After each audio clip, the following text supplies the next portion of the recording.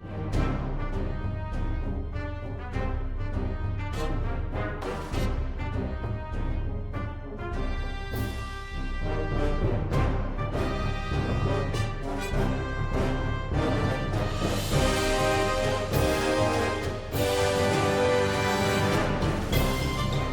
everyone, Eric Watson here, freelance writer, player of games, writer of words, recorder of videos, and tabletop role-playing aficionado. Welcome to Patron D&D, where our platinum level patrons and I get together to play Dungeons and Dragons via Discord and Roll20. These Patron games are not live streamed, but are recorded for your viewing pleasure. You can join our official Discord server with invite link in the description below. If you would like to support the channel and possibly join these Patron games, check out patreon.com/RogueWatson. You can also support this channel by shopping for your tabletop games, CCGs, miniatures, RPG supplies, and more. Our sponsor, Noble Knight Games, using my affiliate link. Music is by Kevin MacLeod, and our amazing original character art is by Demnix. Welcome to session number 22 of our Dragonlance Shadow of the Dragon Queen campaign, published by Wizards of the Coast. For this session, I am joined by patrons Brandon playing Cere, the dwarf cleric of the Light Domain. Hey, y'all. Demnix playing Darryl, the human barbarian berserker. G'day. Dory playing Ellowyn, the kender bard college of lore. Hello. Morgan playing Kazra, the human champion fighter / paladin. Hello. Mike playing Rowan, the elf ranger Gloomstalker / assassin rogue. Hey. Previously on Dragonlance Shadow of the Dragon Queen, just be prepared. This is, I think, the single longest recap I've ever put together, and I couldn't get a good way of shortening it, so just settling, because a lot of stuff happened. Previously, the ancient elven wizard Demlin, actually go ahead and share this with y'all. The ancient elven wizard Demlin told the party of 3 important locations within the Lost City. The first was the obvious spire of the city, which rested on a small island that floated several stories off the ground. The threshold of the heavens holds the flying controls for the city. The Dragon Army has already found it, evidenced by their flying patrols, though she explains that magic circles can transport anyone up there if they find the right passkey. The second is an occupied mansion to the south. She spotted patrols and activity coming and going and has noted it's an important site that should yield critical intel and could disrupt the army's activities.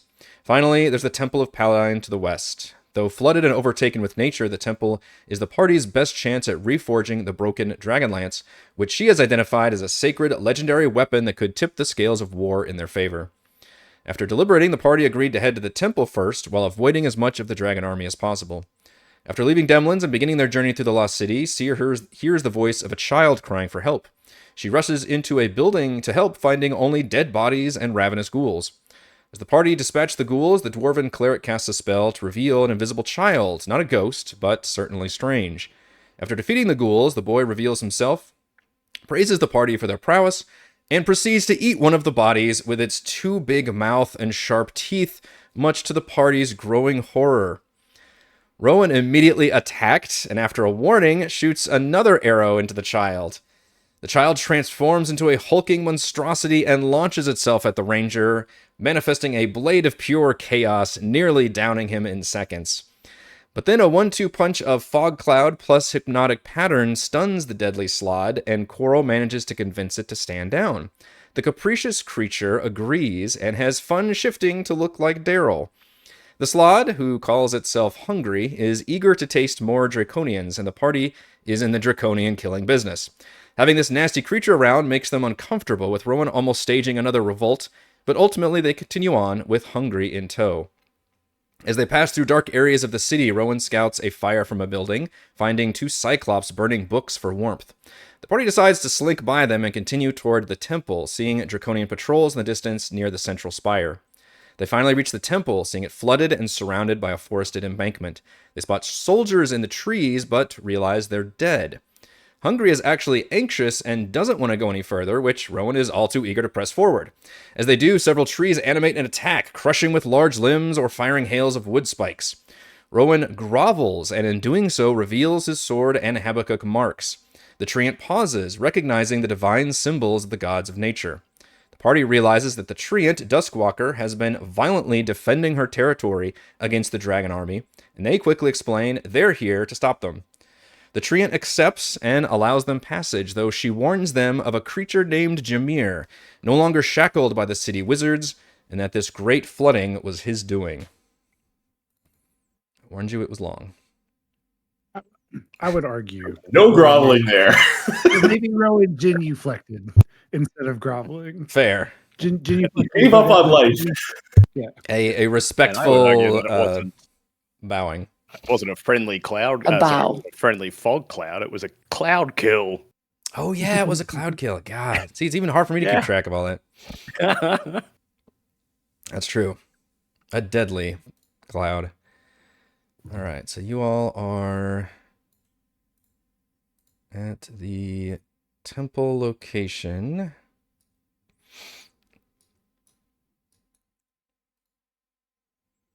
Which puts you having just basically finished speaking with the treant. And all the treants are now just trees again. And you can see to your east, the embankment goes back down. You can see stairs that are supposed to just lead to a nice path towards the temple, but the entire area is flooded. Although it's not so flooded that the entire... like, it's dirty water, but it doesn't look like it's like a lake or anything. Because you can see that the water comes to like halfway up to the temple door. We come through like water on this side to come to here. Yes. Is it like waist? Yes. It was about for those of you that are human sized, it was about waist deep water.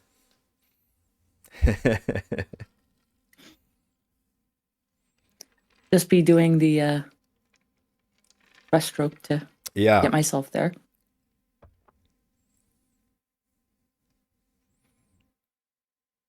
Am I having difficulty getting through with my size?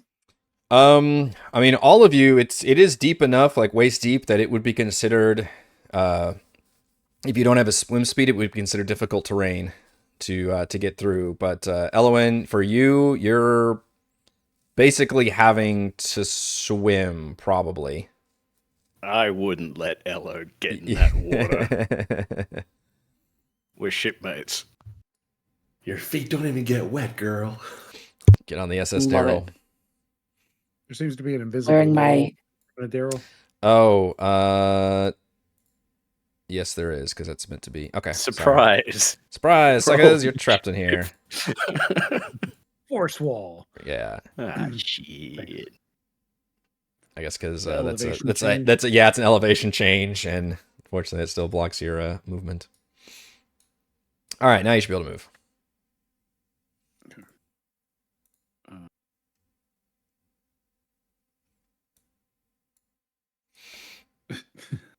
Rowan Where's leaves. Rowan? Oh, man. How long have we been waiting here by like the water? Has it been like about 10 minutes or so? If you want to just be waiting here, you can, but you all just Coming basically right off the Oh, conversation right. with the tree. It's like, okay, right off the conversation. Yeah. Got it. I think Kazra is going to just kind of say, come on, everyone. Oh, hi, Ello. Good to see you again. I haven't seen you in a bit. But we should get going because we got to, get these bad guys out of here. yeah. Still- I go where Darryl goes. It's still dark. Is it? it We left is. We left at night. Yeah, we'll say it's still dark. That's real bad for us, Hello. Thank you for reminding me. I wanted to try Okay. and stay as close as I can to Turn the lighting down for a moment. yeah. Kazra should still be That- okay. I think it's like 8 hours, that spell. Yeah. Some of you, this is a unique situation. Normally, we don't reference too much player characters who aren't here, but you notice Coral is acting rather ill. No, he's got another thing inside of him. And Dylan's been like nauseous and sick, or certainly you can tell he's been trying to hide it, but it's starting to be a little more like he's having some difficulties. And yeah, kind of like maybe a nausea, just feeling icky or puny kind of thing. But Coral, as usual, chipper self, he's Jovial. definitely downplaying that. And Just since we got here, or since the fight with Hungry? you're not sure, but it's around here that you start to notice it. It makes sense that if he stays back with the others and we go in. Yeah, that's just a mark if I notice it anymore. Cere's just behind Kazra. Okay. He did have a lot to drink the night before we came here. But we've had a rest since then. He shouldn't be. Yeah. So- Cere, with that insight check, you would definitely pick up this as something more serious than what you guys are usually dealing with. Okay. And he is trying to do his best to kind of play it off. With that insight check, is that something that I feel? Actually, I'm not going to deal with it now. he's yeah. We're halfway in the water, and I'm just now noticing it. So Mhm. I'm going to put it in the back of my head for right now. He'll be okay.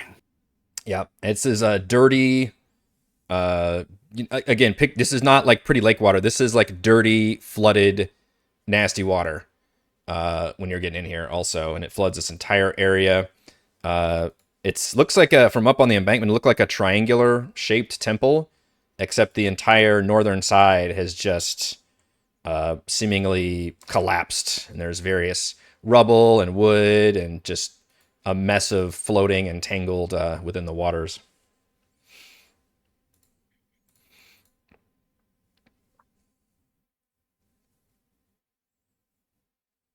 Let's get Kazra, into can that. you open that door? Or are we going to have to knock it down from water pressure? Right. The door does not appear to be locked, but it is partially submerged, and you imagine it would take a bit of a feat of strength to open it. Yeah, Kazra will just walk up and she'll just tug at the door. So she'll- athletics check. Yes. Yeah. Oh, go ahead, Brendan. No, I'm going to change my mind. I'm not going to say anything. Okay. Does a 24 make that check? Absolutely. You how do you want to do it? You want to just slam into it, kick it open? Yeah, she's going to shoulder check the door, like take a 10-foot step back and then just charge it with her shoulder and bust it down. Okay. Yeah. You find that it's the same level of water in here, and obviously the whole north part is still collapsed, so water has just been freely going around this whole area. You can see it's more the triangular shape is more pronounced in this chamber. To the east, you can see that the hall narrows to a raised area with an altar, and to the south, you can see that there are two more doors.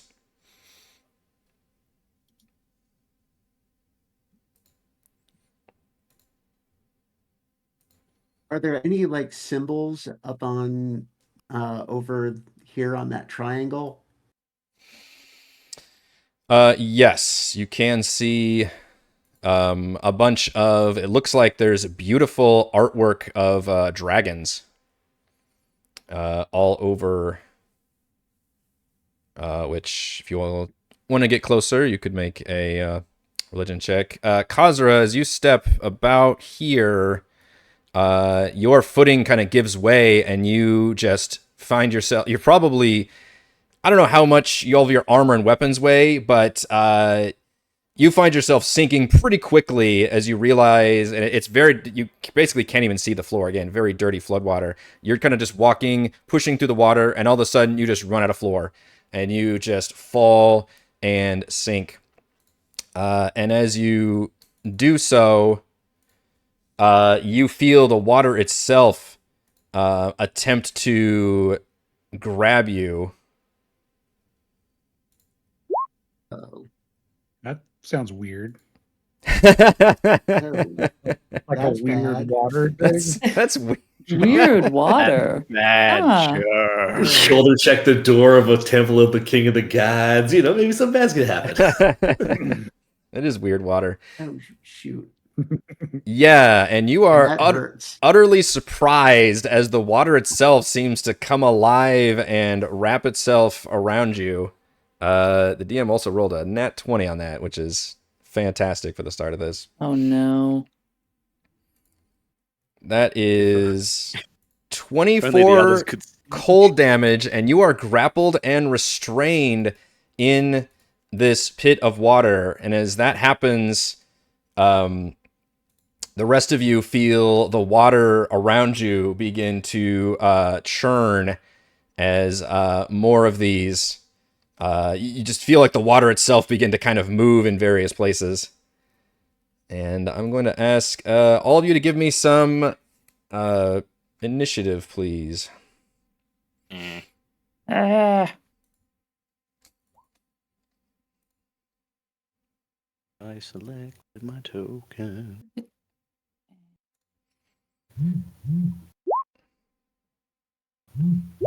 Ooh, we almost got the same Does again. that work? That does work. Okay.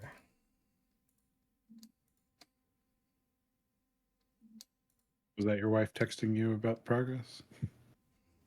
I don't think that was mine. Nope. That's probably mine. Might turn it off vibrate. She could be like, I beat it. I was like, no. Yeah. Let's see. Click on that. Did that work? It only worked for one of them. Okay. Try.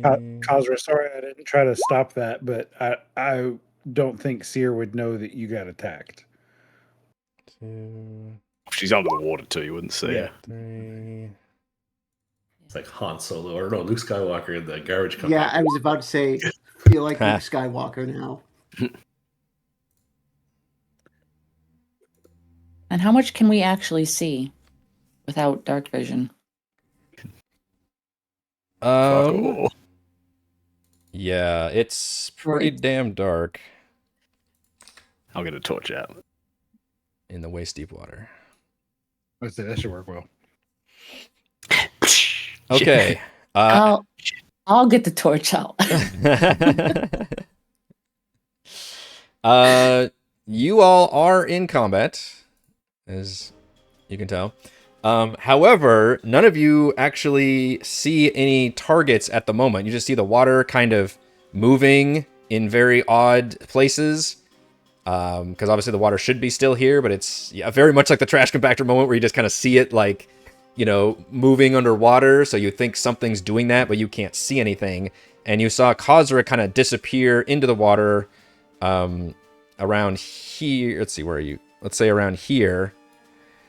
And has not come back up.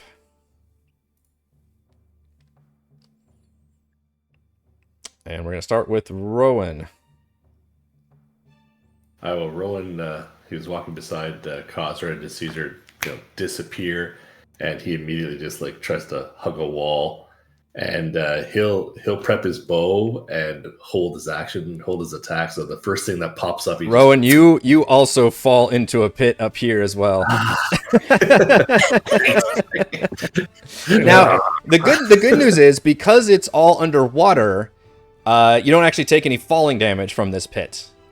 But you all are basically sinking because your first thing that happens is that you're just going to sink. You're weighed down with a lot of stuff. You're just kind of walking through wastewater.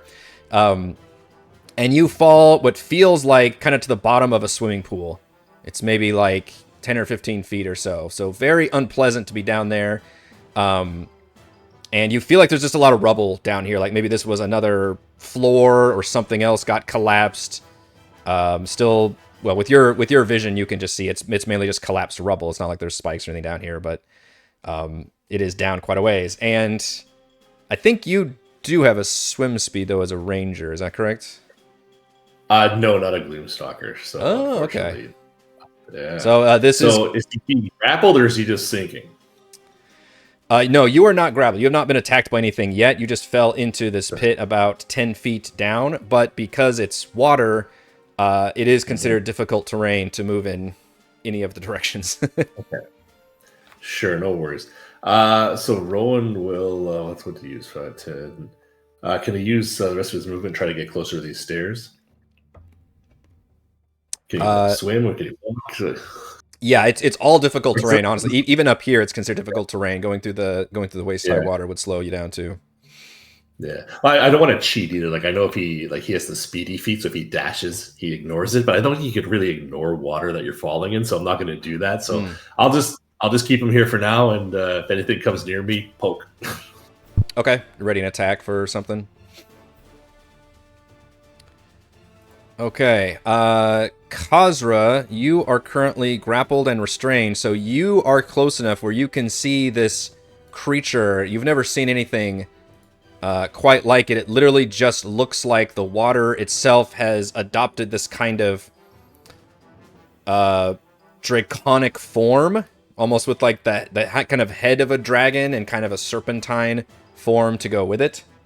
But still a being made entirely of water, and it is currently just somehow the water itself is just wrapped around, and you have the restrained condition. Okay, Kazra, just kind of seeing all this, she is going to try to break free if I can. Okay, I believe you can make a. Help me out, Nick. Strength or dexterity? But usually, athletics or acrobatics, maybe? Yes.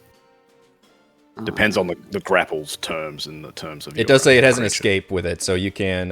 Then yes, yeah. Okay. Okay. I'm going to try athletics then. 25. That is more than enough to break free.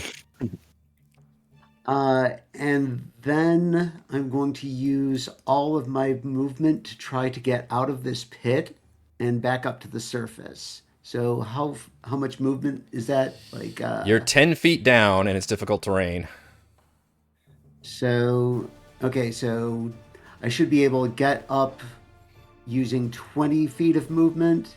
I'm gonna go back towards where everyone else was. Okay.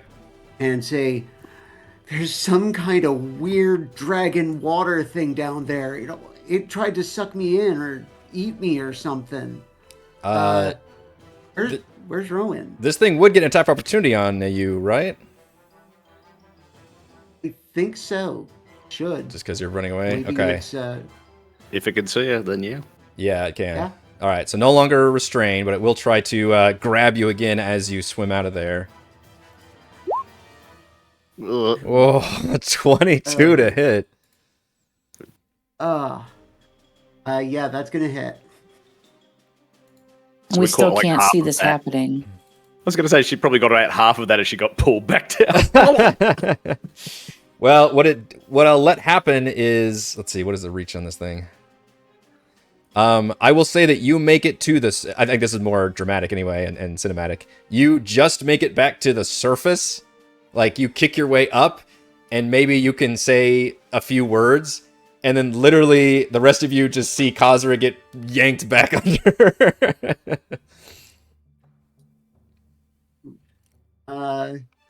I'm going to use my action surge. Okay. You try to bust free again. There you go. You do take 14 cold damage as part of the attack and the restrain. Oh my gosh, no. You rolled Okay, a 1 and a well. 2. Oh, that is not good. Well, I guess I am underwater right now. She is drowning. Just see bubbles. I do have a bonus action, which I am going to use. It's technically Oh, a shoot, check I should've too if done you this wanted before. to use it to. You technically could use your tactical wit to try and. Oh yeah, I will You use just don't that. get the in health. fact. Yeah. I will try that, and I put that on the main page. It should be a free action, right, to do that? If I read that correctly. I don't remember. Sorry. Tactical mind. Fail an ability check. You can expend use of your second wind to push yourself towards success. You roll 1d10 and add the number rolled to the ability check. Okay. Yeah, as long as you can. Well, actually, doesn't even, yeah, it might just be a free I'll action. give it a try. Yeah. 10. Proc is when you fail an So ability. does a 20 break Yeah. free? Yes, because of your tactical mind, you are able to wrench out of Okay. its grasp. That's nice. Yeah. Okay. So I swim back up to the surface again because I'm going to use my second wind to regain some hit points and do the tactical shift so I can do another 15. So I should be able to just barely get back to the surface one more time. The DM is pleased you've used all of your things in that first little bout. And Kazra is not looking too And good. I regain 8 hit points though, so that's something. But at that, Kazra's at the surface panting, and she says, "There's some kind of dragon thing. It tried to eat me again. Can someone give me a hand, please?" And that's the end of my turn. Okay. What you all see rising from, or actually materializing, half submerged in the water, is not quite a dragon thing, but what looks like a large, kind of fishy creature, but appears to be wearing like these very, like, adorned robes and garb, but a lot of it is made out of like seaweed and shells and things. Has like webbed, kind of clawed hands. Very rotund creature as it appears. And at first it speaks. I assume none of you... do any of you understand Primordial as a language? No. Okay. It says a couple of cool lines that just sound like, I don't know, water rushing. And then it kind of scowls at all of you and says, in very kind of broken language, "As mortals, this house is mine now." And he What the heck? claps his hands together and just shoots them forward, and this jet of water comes bursting out, aimed at the 4 of you. I need all 4 of you to give me dexterity saving throws.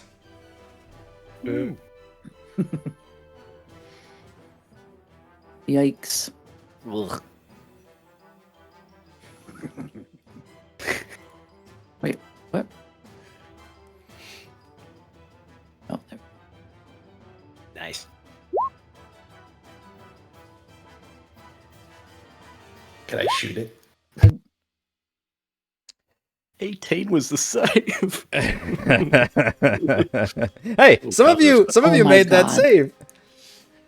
Rowan, if you did you come out of the pit, or are you still just in the pit? I forget where you moved. I tried to come out, but I didn't want to use my full movement because, like I said, it's kind of like cheating, right? Like I don't have to follow the terrain features, but I mean in water, it's kind of not the type of terrain that you just spring away from. So I just kind Yeah. of moved them 10 feet. I guess my question is, are you is your weapon and everything above water, or are you shooting from underwater? Just because that affects. I'm gonna say, like, I moved. If he's still in the pit where he's at right now, then Yeah. we'll say underwater. But if he's out of the pit, Okay. then I guess above. You choose. I think I don't if know where the you're, pit is. I think if the underwater combat is the same, I think you might have disadvantage. You, take it you have anyway. a disadvantage unless Unless you're it's like using certain things, weapons. and a bow is like the minimum range you can shoot, and it's disadvantage. Okay. Yeah, I'll use You disadvantage. need The hell of it. crossbow, spear stuff, or a swim speed for the melee weapons. Real fucking donkey. Yeah. A ranged attack I still weapon. push 20 feet in difficult terrain or 10 feet. Do what? Am I Normally, still terrain pushed doesn't back care 20 about feet? that push. Oh, 'Cause sorry. it's Yeah. only your movement that gets sapped, not being shoved and shit. Mm. Difficult terrain makes you have to spend more of your movement. Yeah, but his being hoe pushed he'll still knocks your ass backwards. Still push me back 20 feet? Okay. Yeah. Yeah. Now, here's a fun thing. Does Ello go with me, or does she fall off while I go? "Phew"? Ooh, that's a good question. Did she make the save Roll and the you dice. didn't? She Yeah. made the save and I didn't. Okay. Ellowyn, I will make that your choice. You made the save. It was technically targeting all of you. So if you want to just nimbly dodge out of the way, but your mounted Darryl is going Jump to go off you flying while I get backwards. hit. Yeah. And then what? I just go plunk into the water. You're going to have to go plunk in the water. I'm sorry. This is for Do you 30. Can I want to stay? ride the pony or do you want to get out? Yeah. This is for 30. Can I stay on Daryl's shoulders? You Like she's riding a mechanical pull, just has like a handful of his hair and goes like this, you know? She got a pretty high roll. yeah, that's true. If you, I will allow it with that high roll. If you want to stay on top of Darryl and just move back with him, then sure. The problem is, I think Yes. folks get knocked prone if they get knocked back too, though, right? It's pushed up to 20 feet away and has the Oh. prone condition, so you get knocked over. So that would also probably end up with you in the water, unfortunately. She's surfboarding on me. God, Damn it. what is it with Sitting on your Wait, chest. if you're desperate not to hit the water, you did roll good enough where you could just angle yourself and just standing on his chest or Yes, something. please. Yeah. Yeah, 35 cold damage for those of you that failed, or half on a success. And if you made the save, you do not get pushed, unless, of course, your element won't end up not touching the water. Is that what, 17 damage for half? Yes, it is. Yeah, I'm guessing a 6. 16 does not actually hit this creature. Yeah, you fire the bow from underwater, and he just kind of glances and bats his arm, and it just goes clattering away. Ellowyn. Okay, so I'm back here with my buddy, and 40 feet. Okay. I'm gonna kind of balance myself again, and Darryl will probably hear me start whispering very low. And I'm just gonna start saying, "Listen here, Ursula. Go back where you came from. Go away, Ursula. Go away." And I'm gonna cast Dissonant Whispers. Wisdom save. Okay. Dissonant Whispers. Not have any kind of defenses for that. Wisdom save. Gross. Let's find out. Oh, a bad save. Okay, your words echo throughout the water, and his head kind of suddenly cocks and his eyes go wide whenever you say that. He takes 11 psychic damage, Okay. and he must immediately use his reaction, if available, to move as far away from me as it can, using the safest route. Okay. You see him do a crazy, almost like a professional swimmer. Like he leaps out of the water and then dives, despite his bulbous, rotund body, elegant as hell, like a, I don't know, like penguins or seals, or whatever, where they just look like they're terrible on land, but beautiful in the water. Just completely designed for it, right? Just does a dive and jumps into the water, and immediately you can, Rowan. I think you had to use your reaction to ready the attack, though, unfortunately. But you see this giant fish man like hauling ass past you, and goes really quite far, actually. Fuck, he's got a insane swim speed. Yeah, he swims real fucking far out of there. Okay. Anything else, Ellowyn? I can't. So I cast a leveled spell, which means I cannot heal Kazra. No. End of my turn.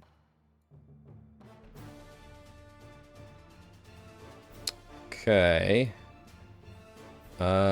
You've got Kazra. Unfortunately, you are the one here.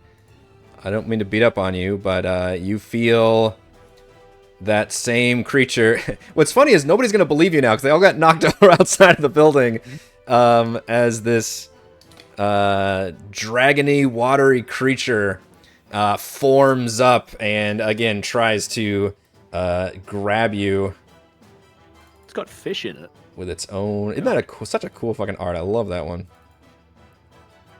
Let's see. The surge. Can we go 3 for 3? Oh! Can we see this happening? You tell me. Look at the map. I think you can. Yeah, but aren't they underwater? Kazra is I mean, not. does it come up? It comes up Yeah, enough I where you can just see had it. the Yes. surface. Yes. I rolled a nat 20 for people listening in the future. I'm prone. I'm in the water. My second nat 20 in like 3 attacks with these creatures. I'm going to try to. If I use cutting words, we determine that does not negate the nat 20, right? What does cutting words Still say? not a hit.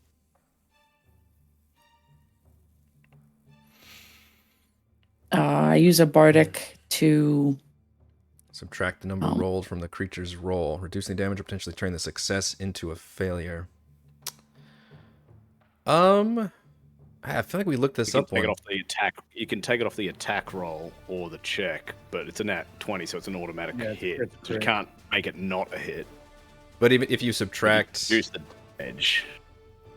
Can it And reducing the I damage? use one of my lucky things to make that as disadvantage.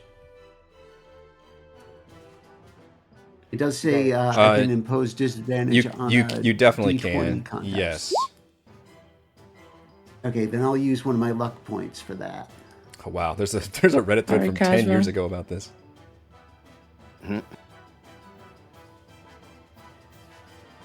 Hopefully that works. Yeah, okay. So Lucky Feet does do, because I did not have disadvantage. All right, so just roll again. Surely he can't roll another. Oh, it's going to be another crit now. No, it's a nat Thank God. 1. It's feast or famine. Oh. Kazra is very lucky.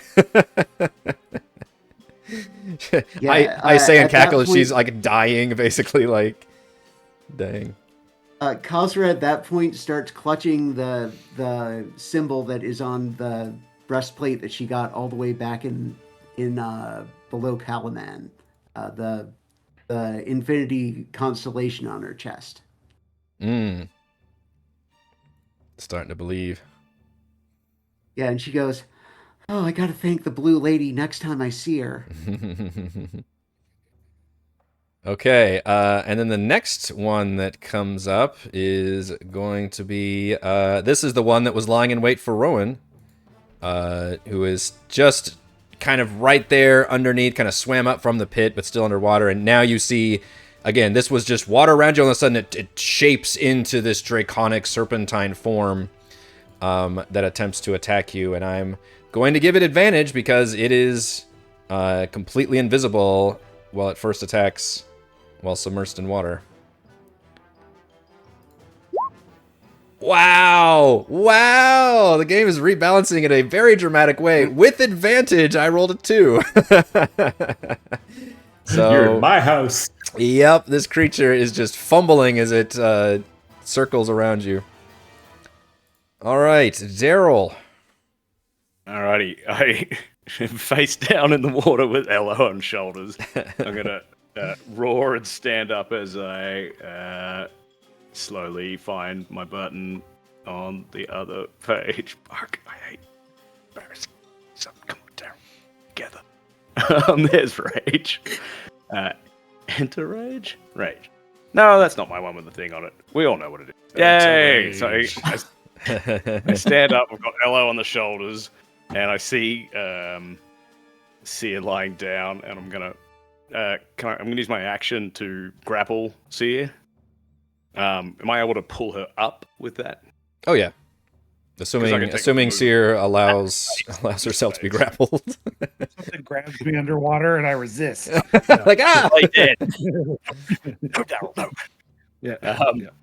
Yeah, I'm gonna pick you up and I'll be like, "Come on, Cere, they're making a big push and we've got to push back." I'm gonna try and just go fast forward, but it's only 10. What is it? I can move 10. I use 20 to get up. I'm not imposed by grappling, but it's difficult terrain, so I can move 20 feet, which is really only to there. Oh boy. Oh my god. Well, because, half to get up, which was 20, and 20 feet, which is 10 is one block, 10 is another block. But Yeah. Oh, sorry, I'm hitting the door by mistake. But that's it, and then I let go of Cere, and I see... Does anything... the Sorry. thing of water. Does anything happen when you enter rage? Like, do you get free movement or anything like that? I do. Oh, shit, you remembered and I don't. I was almost like, there's no way I can correct him on something. I can go an extra 20 feet, which ends up being another... What's funny is you remind Heather about that like all the time with when she's doing second wind.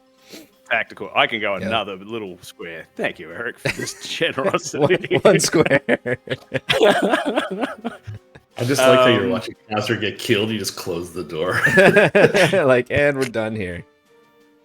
So now that I'm a wee bit forward, I row a spear at this one.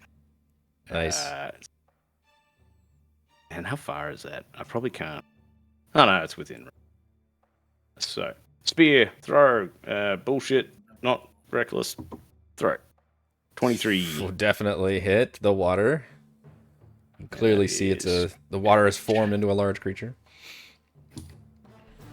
Okay, 8, and it's technically sapped. Splush, as my spear goes through it on the other side. But that's my turn. Okay. I've got bad news and bad news. The bad news is... another one comes surging forward. This one was also invisible as it attacks. I want to go back! It's got a couple different targets, and I am going to... Let's see, I think Token Fate doesn't work, right? Oh, no, it does. Okay, it's coming for Kazra. No! Which these do have a 10-foot reach. I forgot they gave that to a lot of the monsters. So it's going to be right there, and it's going to... With advantage, because it was invisible under the water as it surges up to attack. Ooh, a 17? I don't think hits you, though. No, okay. Oh no, that misses, thankfully. Now you're holding your ground. Just absolute blood everywhere. Okay, Cere. Spitting, sputtering, kind of getting dragged through the water, hopping on a foot, trying to keep above the water line. Seeing the creatures that are there, she's torn and doesn't know what to do. Kind of wants to cast Fairy Fire because she's seen how that makes things easier to hit. But given Kazra's aggressive, bloody stance, she'll pray to reorcs as she emanates. Upcasting has no effect. So I'm not going to upcast it. Aura Vitality, which will generate... that wasn't enough for right now. That might not be anything.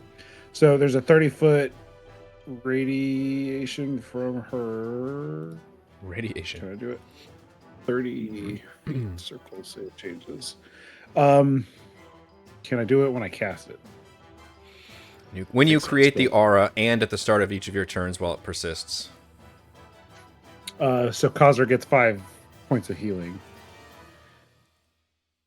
And she politely pulls away from Darryl. She now has... I let go of you so you can, yeah. She has 20 feet of movement. Down 10. And it takes 10 feet to go 1 square. Difficult terrain. Yeah, she steps back 1 square.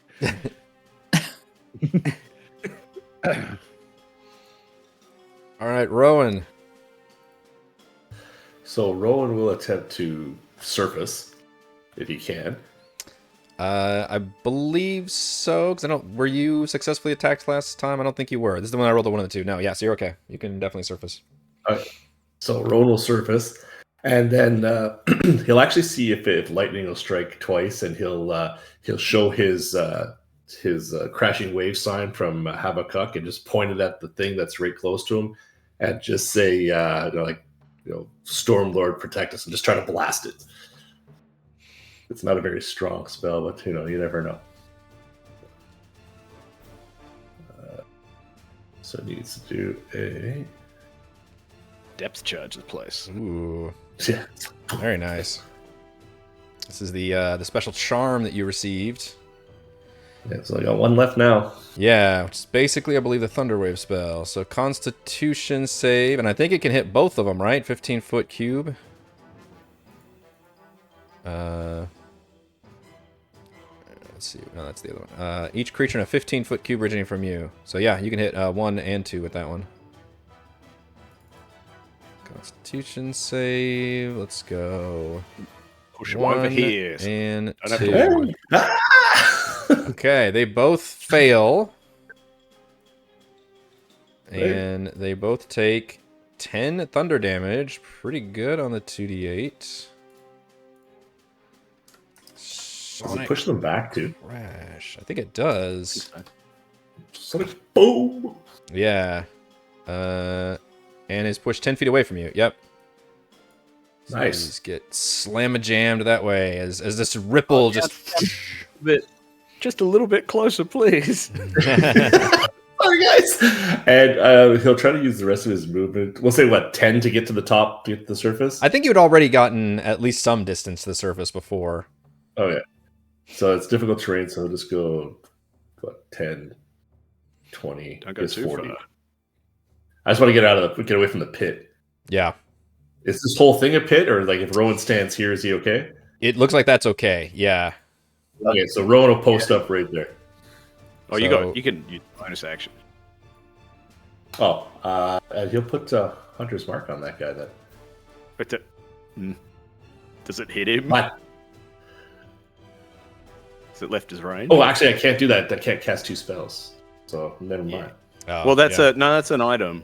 That's not a. Is it an item or a spell? It's Yeah, What you thing. used was basically Consume a the... spell slot. Yeah, you just took the magic action. I don't think you actually cast a spell.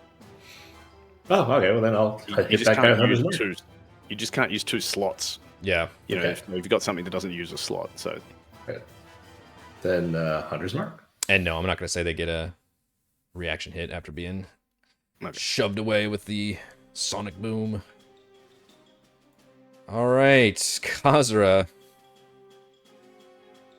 Okay, panting and bleeding, she is going to do another. Actually, she's going to use a bonus action. Yeah, to use Second Wind again, because I get the tactical shift with that. So I get another 13 hit points. And I'm going to move. I guess that's in total. What is that? I get to move 5. 10 feet. Yeah, so 5 with that. I can still move a little bit farther back. Then I'm going to take my... Okay, here's a weird question. If I use my movement and my movement from the tactical shift, both in my turn, can I split up those movements? So can I use, 5 to move with my regular movement, away from it, so I'm still in its reach, and then use some of the tactical shift movement to get out of its reach? You just get the extra movement in the turn. So just think of it as having extra movement in the turn. Okay, so I'm going to move 5 feet, then move another 5 feet without provoking attack of opportunity with that. And then I'm going to take out one of my tridents and throw one at the first one that hit me. So I guess that's number 3. Yep. Where are my tridents? Throw trident. Boom.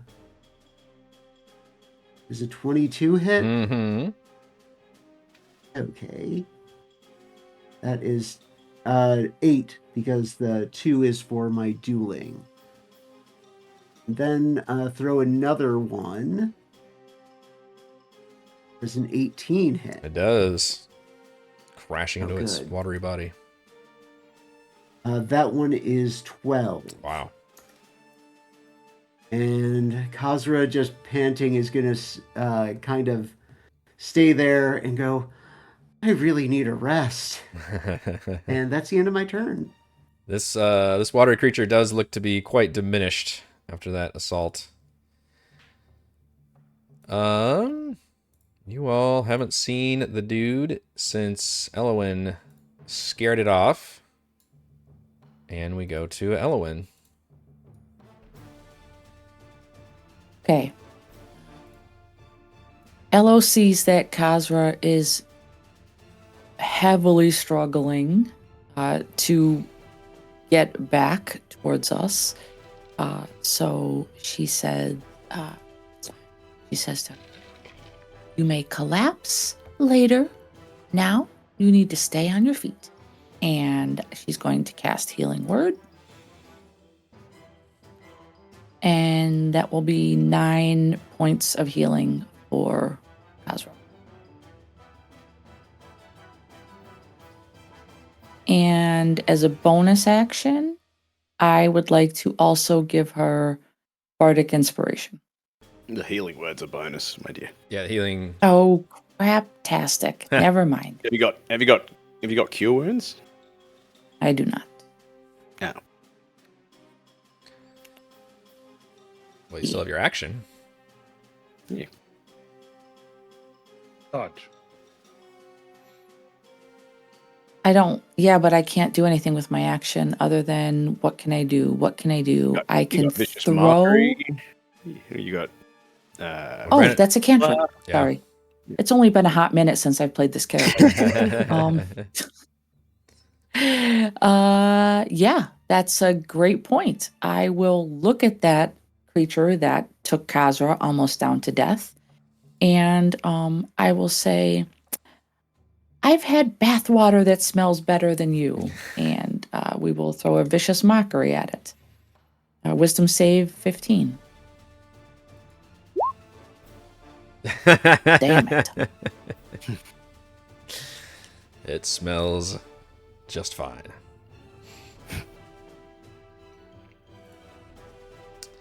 But it will attempt to keep grabbing at Kazra, I think, with its 10-foot reach. Currently sapped. And sap From gives the me speed, let's throw it. disadvantage, is that correct? Yeah, on A attack. Okay. With disadvantage, roll pretty good, but I don't know that's good enough to hit the fighter. I actually have a quick question. Yeah.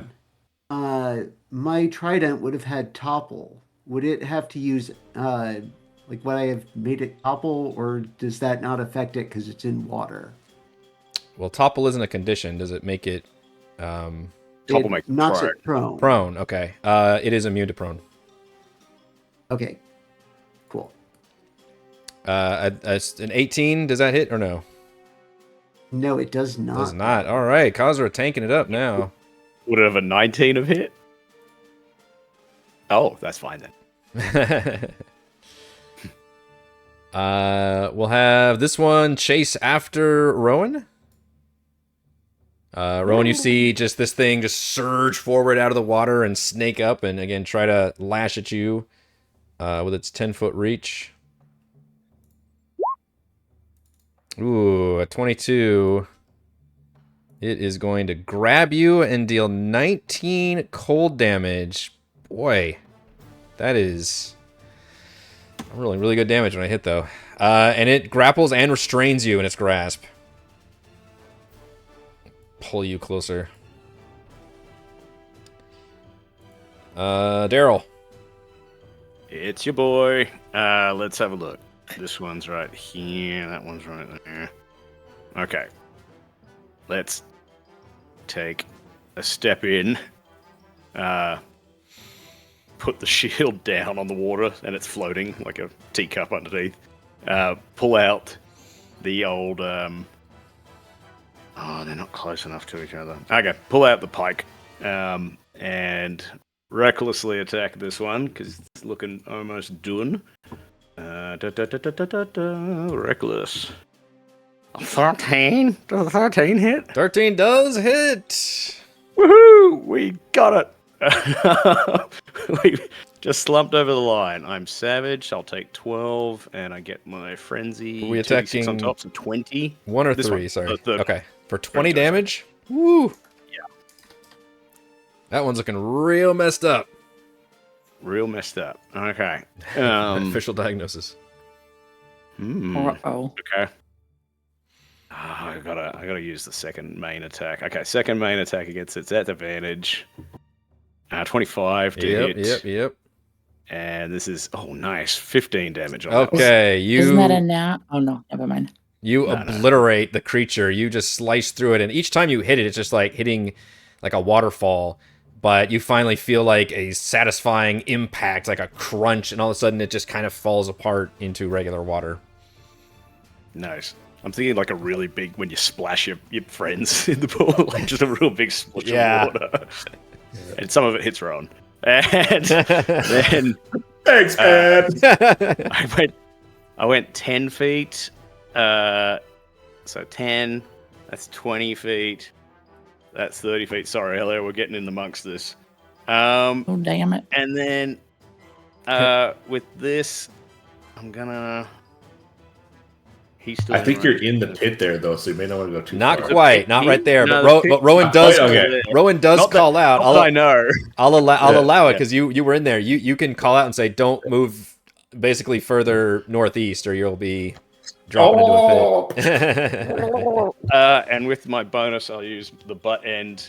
I'll sort of let the half slide down so I can use the butt end to reach that one to try and whack it with pole strike. That's an advantage. 23 to hit this one. Yep. I'm gonna hit it, and it's technically my pike, so I'm gonna push it 10 feet. Try and I know it won't because it's got a big reach, but yeah, I'll push it away. Ooh, which does that unrestrain? No, his reach is 10, isn't it? The he's water only- weird's reach is 10. Yeah. Yeah, he's only going here, which he might still be able to hold. 10. I don't know. Yeah, you're right. It's like sort of spinning around, Rowan. Oh shit! Rowan feels like he's in a whirlpool right now. Not so fast. A washing machine. Damn it! Why'd I do that to myself? He's so far away. I noticed that's an interesting balance they did in a lot of the new 2024 monsters. Is they just gave him like a 10-foot reach, which is a subtle change, but it does add up. That'll be my turn because I think I've moved. I was here, so that was like 10, 20, 30. Yeah, I can't really go any further. And you said to stop. Okay, that's my turn. Sorry. Yeah, Rowan can point out there's a pit somewhere up here, pretty large. You know it's more than a 5-foot square. And then Kazra can tell you there's a pit somewhere down here that's also seems to be larger than just a 5-foot area. All right, since you're charging forward and attacking a lot, this water weird's going to turn towards you, Darryl, and attempt to attack you. And I believe since you attacked with advantage. recklessly, yeah, somehow they are drawn to it. Oh no! With my advantage, that's a 14. Miss. Oh, sorry. Yeah, that misses. Okay, this thing misses out of the way. Or you dodge out of the way.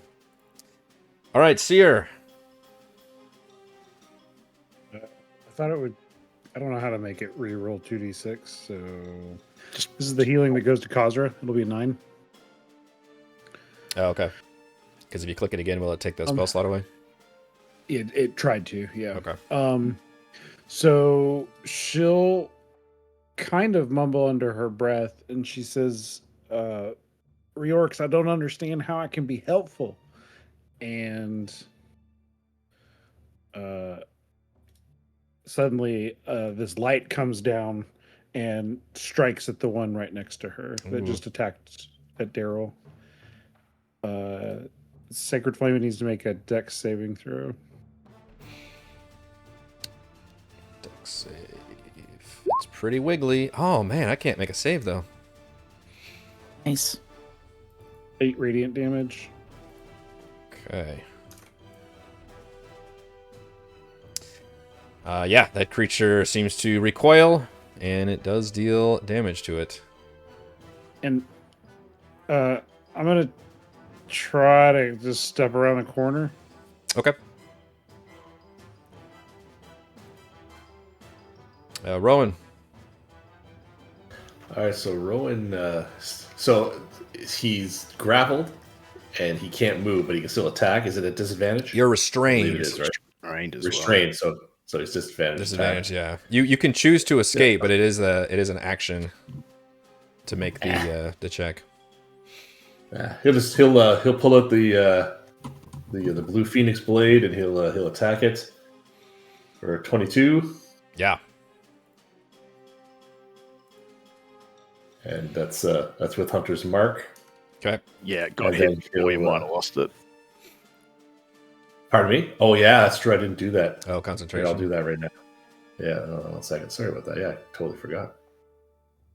That needs to be a ranger feature, I feel like. If they're gonna make it all about Hunter's Mark, then Well, I Need guess to that make it, wasn't like, supposed to be at a disadvantage. without but- concentration or something.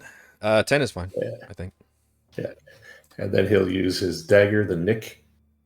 Let's do offhand. It's 15 hits. Yes. I looked just to make sure you did it. 5. And then he'll do his last attack with the blade again, 16 Yep. for 10. I think Hunter Mark is Hunter Mark only. No, Hunter Mark is all the time, yeah? So 15. Every hit. Yeah, Nice. so 15. Okay. That one's looking Wow. also pretty messed up now. Yeah, despite you being restrained, you are just going to town on it. Fighting right back, and it is definitely taking the Spend your damage. time. Kazra. Okay, now that Kazra has regained some strength, she kind of pants a little bit and stands up, and she looks over at number 1, and she's gonna start throwing daggers at it. And let's see, dagger thrown. Staring daggers or First throwing dagger. daggers? Throwing daggers. So 1, and then she throws a second, and because of the Nick feature, she throws a third. So all 3 of them, I guess. All hit. 3 of them hit. Yep. So first one, Wow. 8. I'm gonna re-roll that one with my savage attacker. Oh wait, that is -2 because I don't have the dueling on for this one. So 7 is the first one. Okay. Second one is 7, and the third One of one them's an offhand as well. is offhand. So just the take last off your one that's mod. offhand. Take Yeah. off 5. Take off 5. So 3 for the last one. 7. Yeah. Fan of daggers come 7, out. 3. Okay. That one is And also looking then pretty I messed up.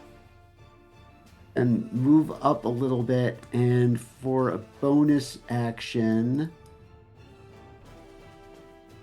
I'm gonna use. She's gonna reach up to her chest again and say, "Blue lady, I really need some help." And she's going to use her lay on of hands Mm. to heal a few extra hit points. I'm gonna just do 5 of them, though. And that will be the end of my turn. Can touch a creature, which could be yourself. Yeah, it can. I don't know why it sounds so dirty in that description. It's okay. Causes a nice warm bath. It's fine. Okay. The creature that Ellowyn scared off took its sweet time getting back, but now it explodes out of the water. Just like Ariel, like popping out with the hair flipped back, except instead of beautiful, it's grotesque. And it surges out of the water and just yells in some unknown language. It sounds like a tsunami I flowing hate around. When it Yeah, pops you out of the can, water, sure. Do your reaction thing. 14. 14 does not hit this guy. Bugger.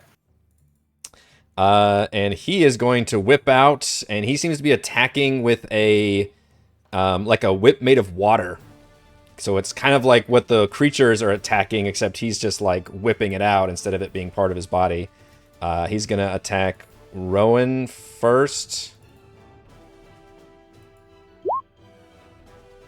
You'd have advantage because he's restrained. Oh Well, my god. I think I hit anyway, but thank you. You're right about that. You can always crit, Eric. You can always make it worse. It's all right. It's pretty bad as it is. 23 damage, 13 slashing, and 10 cold. But Habakkuk. God, Rowan is at 1 hit point. Oh boy. And then he's gonna lash at Darryl. Definitely has advantage for that one. Definitely has advantage for that one. About a 28. Yeah, that is. And it's not a crit. And it's not a crit. Okay. For So 25 damage. reduce the slashing. So it'd be 20 damage in total. Nice. Indeed. And then that one is not restrained though. He's just whipping it out and just slashing at you as this terrible manifestation of freezing water. Ellowyn. Holy shit, she actually says.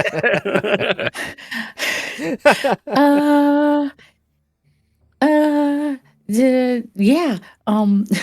And then she's kind of like quickly looking around. The two water weirds, do they both seem like they're very low? Or which one looks worse? They honestly, they looks both better, look yeah. pretty bad. They both look pretty bad. You imagine they're way Okay. more than bloodied. They're looking real nasty. They're languishing. They're just kind of. I mean, I don't know if they have blood gushing out. I don't think so, but they look like they're far smaller than they were before. They appear to be heavily wounded. Water's gushing. Okay.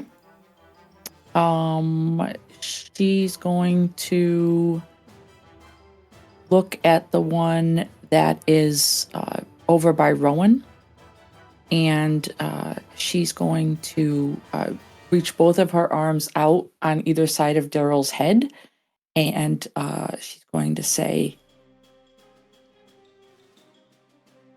"Freeze, motherfucker!" Dang. And she's gonna cast. I don't know. Ella is beside herself right now. She's gonna cast Guiding Bolt at this thing. I love this. And she's gonna fail miserably. Oh no. But I am going to use my inspiration Okay. to do that again. By Did I- guiding himself. Oh shit. Come on, motherfucker. Guiding Bolt, whatever. Hey. 22. 22 will definitely hit. It worked. All right. It takes 18 radiant damage. Wow, very nice. Okay, that ability, Ellowyn screams her profanities, and the light just blasts into this creature. Rowan, you're like momentarily blinded as it just seems to explode into like somebody dropped a bomb in the water and just goes everywhere. Yeah, But shoulder you are cannon's back, no baby. longer restrained, as it is no longer a creature. And I will use my bonus action to just pat Darryl on the head and say, "Go get him." And I'll give him a bardic inspiration. Okay, good timing, because that was its turn Okay. next. So then we go to Darryl. All right. Let's go ahead and attack this one here. Gonna go reckless with the pike. 26. Yes. That will be savage. I'll do it savage because I'm always savage. Oh yeah, a little bit extra. 15 plus 7, 22. You destroy that one with a mighty split right in the middle. And as soon as you just hit it, it just falls apart into water and just washes all over you. Okay. Bop. Let's come. Let's come forward. Oh, I don't know. He told me there's a hole there, so I'm not going to come forward. I know it's technically pointed there, but I don't know. I can still reach him, but Yeah. with the pike. Rowan's like, come on, Darryl, come on. Come on, I want you to do it. Attack him recklessly. 26 to hit. Yes. Doesn't do anything funny. 13 damage. I don't push him because I want to keep it within range. Ah. Okay. Okay. I'm gonna risk going 1 foot forward. You do not end up in the pit Wait. here.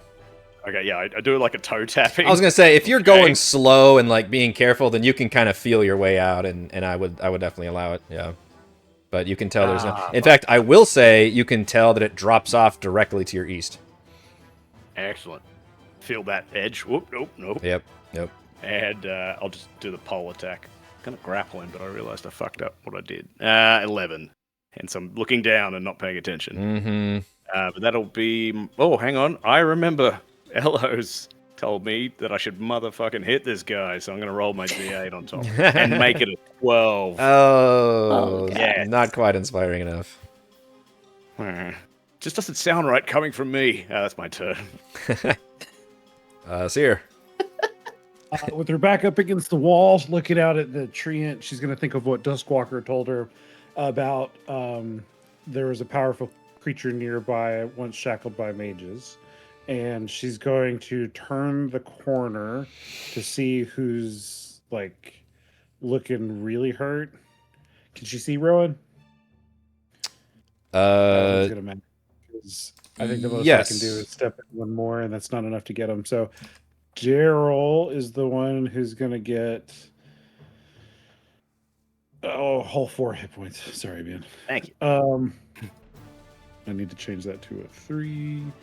And she's going to shout out, Jameer, we're here to restore something. We're not the mages that captured you.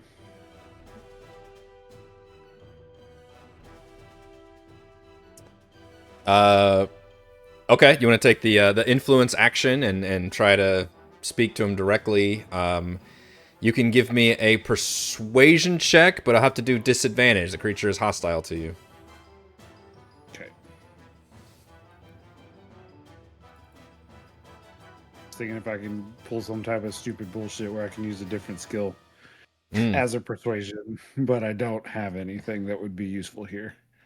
Animal handling's +7, but I don't think this is an animal. So Probably doesn't seem like an animal. With that jacket, maybe. What's your religion check? You could try that angle. It's +4.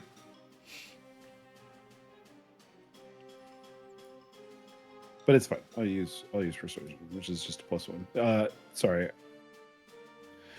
It's an 8. Oof. So she's trying to appeal to him. Hands up. Don't shoot. Yeah. And the creature sneers at you, basically. That's fine. That's fair. It does bother to kind of speak again in its strange language, and it thumps its chest and just says, "This Jamir's house now. You pests will be again." He's just speaking in other languages. All she'll do is she'll point toward the Triforce altar thing. Yeah, is what she's trying to do. Yeah, and then says, "We just need," and then we'll be out, and then that's it. Yeah, I understand. He's still grumpy. He's still pretty grumpy. Yeah. Rowan, not looking so good. Rowan's not doing good. Okay, so you can see the energy radiating from Cere if you can get a little closer. Get some of those 4 hit points in you. How do I live here?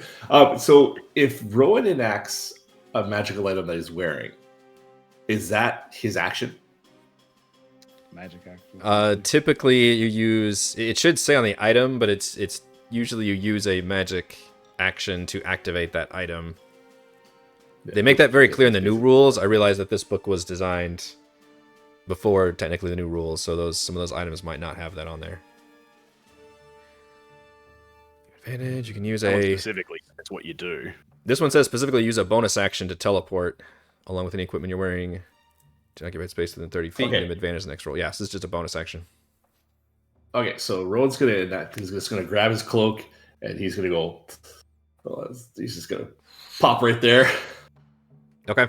and he has advantage on his next attack, and he's going to wing this guy. So just give me a quick second to load up. Alrighty, so we are gonna take off Hunter's Mark, put that on, and see if we can get this guy, or at least wake him up. You want to draw his attention. I'm not disadvantaged. Sorry about that. I don't think I'm at disadvantage anymore. I'm at add advantage. Sorry. Add advantage, so yeah. do I take the 24? Should I reroll? No, that's fine. Yeah, that'll hit. Okay, and then. Oh boy. So I'll 15 turn that damage. off. Turn that off. And then he'll do that again, except for take off all the fun stuff. Oh, Nice. Man, that was the fun stuff. I think that's. No, I think I screwed. So the second one shouldn't be at advantage, is it? No, It's I only mean, the first one. What's the first roll? It doesn't matter because you're, yeah. Oh yeah, it's its first roll. Your Okay, nat first 20 is roll. the first roll. Yep. Yeah. thankfully. So, bam. Nice. Wow, you did more damage. Wow. Just the pure crit. Nice. Okay, and then Rowan's just gonna shout at it. You're in the house of the creator of the elves, you bastard! Take a breath, Rowan. You're about to fall over. Yeah, the creature scowls at you, but Rowan, you see, if you get a chance to like look at the place you ended up at, it is still a gorgeous area. That's the whole upper platform is dry, and there's a triangular stone altar that's shaped the same as the entire temple, and you can see that there are sculpted reliefs near the altar that depict dragons, specifically the platinum dragons, the metallic ones, all in like majestic regal poses in this glorious like cathedral mural all around this area. And you do feel a sense of just righteous energy kind of humming, and you can even see as you had teleported onto the steps, there was nothing here before, but then as you appear here, you see a faint light coming up from the altar, as if in response to you. What's funny to me is Cere had just said, "Hey, we're not here to hurt you. We just want over there." Yeah. And then he pops up over there and Mixed messages for sure. Dealing with Come 30 see it, distract damage. him. Yeah, Rowan's like, negotiations have failed, motherfucker. Kazra. Okay, Kazra is really kind of upset that she's very hurt at this point, so a little angry. I'm going to use 20 feet of my movement to move 10 feet in one direction, and then just jump.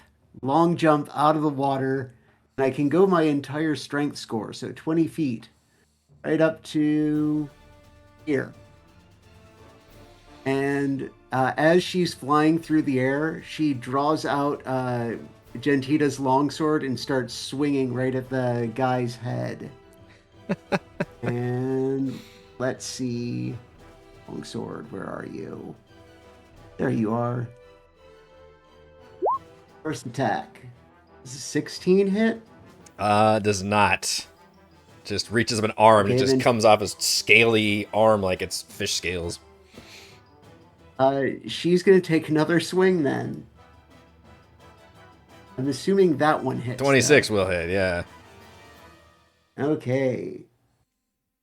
So I'm going to re-roll that with my Savage Attacker just in case. 15 on that one. Okay. And then for my bonus action, Kazra is going to yell out, "Gentita, now you take him!" and throw out to the other side of the guy. Throw out the longsword. Where are Gentita's strike? Is Oh, and that's going to miss. Mm-hmm. I'm going to use a luck point to do that with advantage, if that's okay. Or do I have to say that before I do the attack? Description. I don't remember. Yeah, what it says in the description. I'll hit it again. Where are they? So many things on this sheet. It says when you roll a d20, you can spend 1 luck point to give yourself advantage on the roll. Okay, I think I'd allow it here. I'm a lot more lenient on you giving yourself advantage than I am on fucking over my rolls. Fair enough. So Gentita's advantage, 25. There you go. That's more like it. Nice. And that is only 13 because she does not get the dueling on that. Okay. She looks down confused why she's like in water but can't quite feel it. She's like moving her legs around. But she does strike and hit. And I think that's the end of my turn. Kazra's bringing up her shield at this point too. Gentita will actually like cock her head after she attacks, and then she'll call out to Kazra and say, I think this guy was the plumber. For Anyari. What's a plumber? He operated all the advanced water systems of the city. I don't get it. What does that mean? It means we What got about his gravestone? fresh. He helped with providing water to crops and giving fresh water to everyone and filtering water. It was. Oh, I am not sure how it worked myself. He always seemed very grumpy. oh yeah, that's an understatement. You got this guy's number, all right. And speaking of which, he is pretty grumpy, especially with all of you attacking him like that. He will very angrily attempt to gracefully dive under the water, which could... he's going to go this way. So it could trigger attacks of opportunity from Darryl and Ellowyn.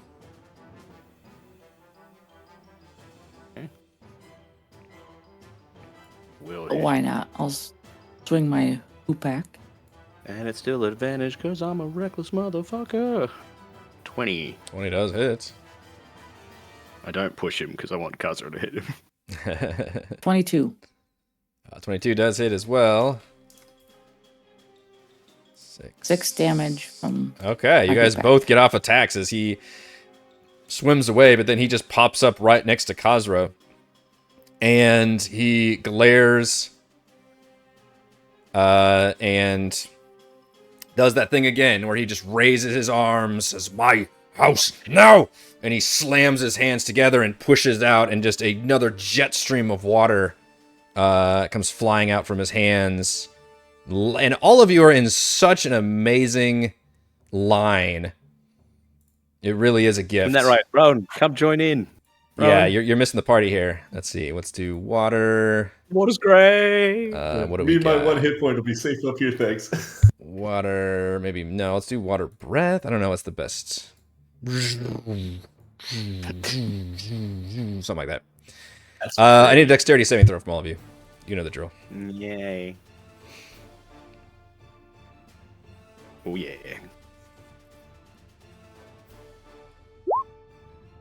Oh, no, Cere. I was saying my this God, feels Cere. unfair, but For yep, DC 18. So far, looks like Ellowyn and Cere are taking 27 cold damage. Darryl and Kazra, you take half, 13, I believe. 13. Yep. Did not roll as well on that one. In fact, that is below average damage, I believe. You get pushed 20 feet and knocked prone as this literal just fire hose of water comes spraying out. Would you like Ella to try and stay up, or is she just going? If you had a reaction, Darryl, I would have let you grab her, but I think you spent your reaction stabbing Jameer. Dude. So I think she's gonna get knocked off. Where am I going? You get pushed 20 feet away from the dude. Yeah, you can just slam into the wall. Oh, great. My clothes. The clothes. And it is your turn, as Ellowyn was angry before, now very angry. Okay. So I'm prone, which means I'm basically underwater. Can I get above water if I stand up? Enough to where you're kind of tippy toe treading water a little bit, but it's very uncomfortable. Just don't even bother. Just swim.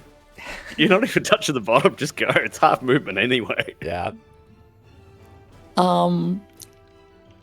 Yeah, but I need to see this dude. Okay. I only need to get my finger above the water. And I'm going to gurgle again. Yeah, I'm going to raise that finger. There you go. And I'm going to point it at him.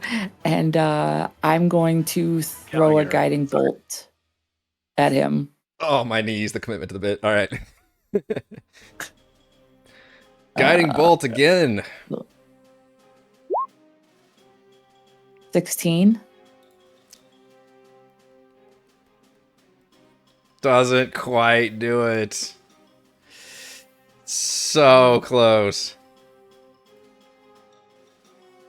I got no bonus actions. So I guess I will swim.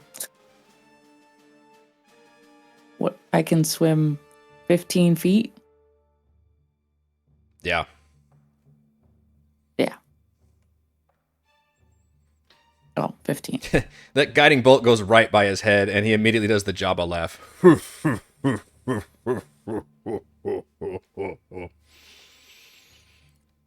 Infuriating. Darryl. I'll be the last one laughing. Okay. Do you want to get back up? I can spend a turn. Don't even waste your effort. Alright. That had enough of your fucking shit. I'm just gonna come up. And is he looking? He's above water, right? He went under to get up there. Yes, he's spraying up, and now he's like half under basically. But he does look bloodied. He looks pretty wounded. He's got visible damage, and yeah. Oh yeah, it's got a pound town. One, a 21 to hit. Yeah. Okay. I roll savagely. So 10's good, and 2d6 for frenzy. Well, 15 damage is the first attack. Okay. And then what I will do is, I'm going to attempt to punch grapple him. So I'm going to punch him in the face. 24 to hit. Yes, that'll hit. He's got to make a strength or dex save to not get grappled against my 6 something. Strength or dex save. My God, he's strong. Okay. 15. Yeah. He's so slimy. He's actually quite bulky. Yeah, he's a big dude, but under that's a lot of fucking muscle. Okay. And so in that case, with the bonus action, I'll just hit him with the back end of the pole. It is pole strike. Schwam. 12. Just bounces off. There's oil on my handle now. Fish oil. So much fish oil. A lot of good omega-3s on it. Yeah, that took me 20 to get there. I think that will do it. I think I'll move. Oh, I might just move there. I've got a bit of movement if I can. Yeah, this really looks like this rubble. This looks like a flood, like real flood damage. Like it is just flotsam and stone, rubble that clearly just was this entire temple wall collapsed everywhere. So there is nothing as extra difficult terrain, but it's pretty crazy in here. Okay, yep, that'll be me. Cere. Spend half my movement to stand up out of the water, Or swim. Rub Just swim the- forward. the stuff out of my eyes. Try to stand up, move one forward. Can everybody And, see this amazing? Yeah, We literally that's all Cere, I think. we have a pool floaty that looks very similar to this, I believe. Very nicely done. Thank you. So she's gonna cast Sacred Flame. It's a 60-foot range. DC 15 dex save. Dex save. I don't think anybody's in my Oh. aura. Hey, great. If you can move a little bit forward, you can get Ellowyn. I can't. Can you heal yourself? I'm going to. Okay. Um. Position. So let's see. I do a 2d6 and a 2d8. So the 2d6 for my healing. 2d8 for Sacred Flame. Hey. So Okay. 9 damage, and I get 10. Okay. Creature is looking pretty messed up.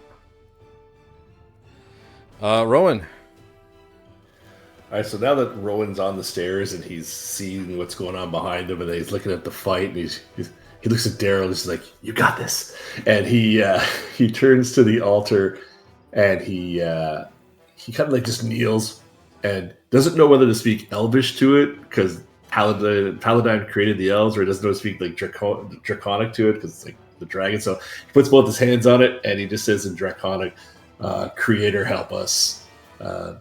Devastate this foul creature in your realm, and that's that. He's going to give up his turn just by doing that.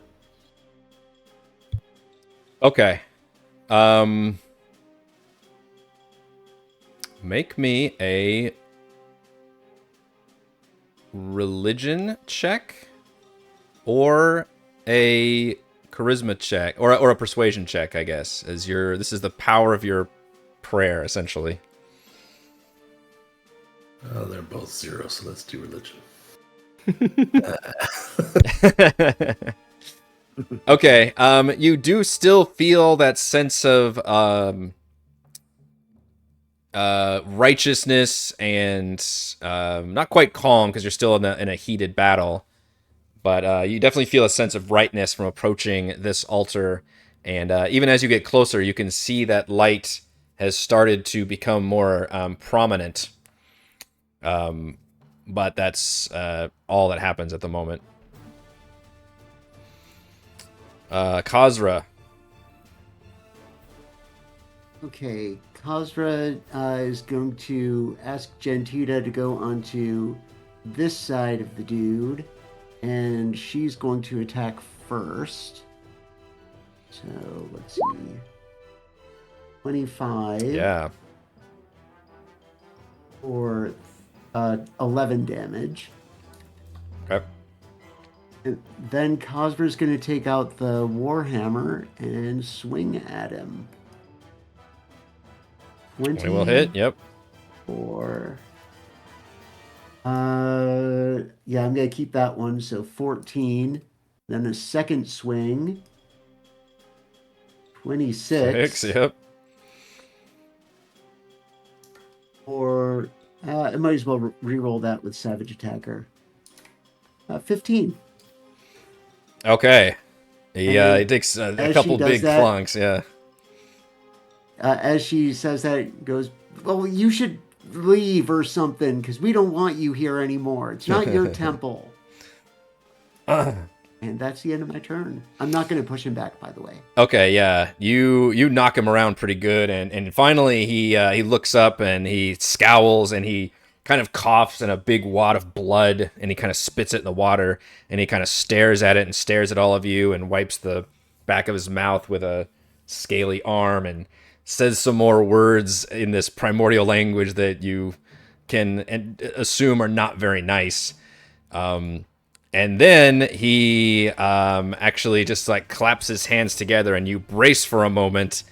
But instead of pushing water out, he seems to just kind of curl in on himself as he literally just blinks away.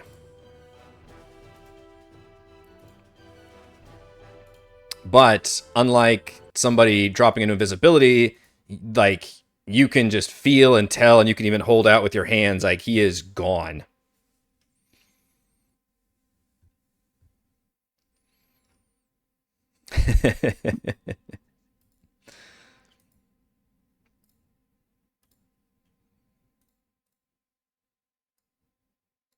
And I think it's actually Kazra's gonna look around and say, I think we can do our thing here now, guys. Awesome.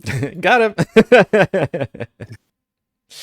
I think it's actually gonna be a good time for our break after this battle. So let's take 10 minutes, and then we shall return to the Temple of Paladine.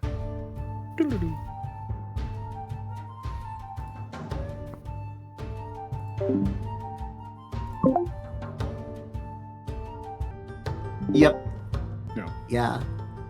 I think they came out with that back in second edition originally, in one of the character kits that they came out with. All right, folks, we'll come back from our break time after defeating, or at least causing, the nasty enemy to flee. You are still in the Temple of Paladine. I think you know where some of the pits are. Approximately there. And yeah, that creature seems to be gone. Let's all get together and see. Are you able to help us out, or did you lose the aura? I'm gonna lose it. So Ello gets 6. 1, 2. We'll give Ello another set for another 6. 1, 2, and then we'll start to give Pi. Because we can come to you as well, like get I closer get to you. 6 turns of it. Hmm. So I've used 2. It's 4 more. So Darryl. Rowan's just gonna die. He's not moving. I touched Chosen water. my spot again. And then Oh, don't go in the pit. She's right. She's right in the middle. Real careful. Oh Jesus. Okay. Well, Rowan gets 24. No, 20. Nice. It's late. My math's bad. Are you still carrying the broken lance here? I had given it to Kazra. Kazra? Okay. Sorry, did you get me at all? I didn't hear that. You were the ones just before your 8. I'm 8. 6 Excellent. and 2. Thank you. Thank you. Yeah, Kazra still, I think, has it in her pack at this point. Oh, and you mentioned earlier you don't know how much weight carrying 168 pounds. It's not too bad. That's not too bad, yeah. I had 150 when we were coming in here, but then I realized I don't have the scale mail on me, so I took that out and fine. Got Definitely like enough to weigh you down. You do feel that you're going real careful now. There's one little pit like right here, right before the stairs. Oh, no. But you can feel it. I'm doing a sweeping motion with like the pike. Yeah. Finding all the pits. So I can go around it or whatever. Yeah, this one's actually a lot smaller. Find the edge. Yeah. I think I can Maybe add when you them get on close there. to it, I stop legs with the pike and be like, oh. There we go. I think they were all on the same thing, so now they're revealed. Okay. Yeah, as you all approach, you get the same feeling that Rowan did, where you just have this nice stirring sense of I don't know, like getting hugged by an authority figure that you respect and love. A nice feeling of warmth kind of spreads through you, and you see this light emanating from the altar, even though the altar is blank from what you can tell. And it does get larger the more of you actually approach, and especially Kazra, when you approach, you can feel that broken lance kind of humming a little bit and getting warm from wherever it is. Yeah, at this point, she takes it out of her pack and shows it to everyone, so everyone can see that it's getting warm and stuff. Okay. And she'll just be carrying in her hand until I say otherwise, I guess. Okay. So it's emanating from the broken lance. The light is coming from this altar. The lance is just kind of warm and Okay. glowing. You Okay. feel it kind of tugging towards the altar, Kazra. And as you take it out, the light gets bigger around the altar. She looks at everyone around and says, "Well, what do you think I should do with it? Should I put it on that or something?" What does it say? Does it have a Point manual? to the She pedestal. puts her ear to it and Uh, starts listening to it, and it's not saying anything. no, I'm talking about the right. Rowan, what does it say? Does it say anything If on the we- altar? Look around the reliefs. Does it indicate anything other than the whatever metallic dragons? I don't remember what you said. Chromatic? No, chromatic's the color. Metallic, yeah. Alec. You look at them and you feel like they're all watching you very carefully. But there's no written instructions or any kind of writings anywhere that you can tell. But things do feel like the altar, the light is coming more from this altar as you all approach, and especially as Kazra has taken this broken lance in her hands.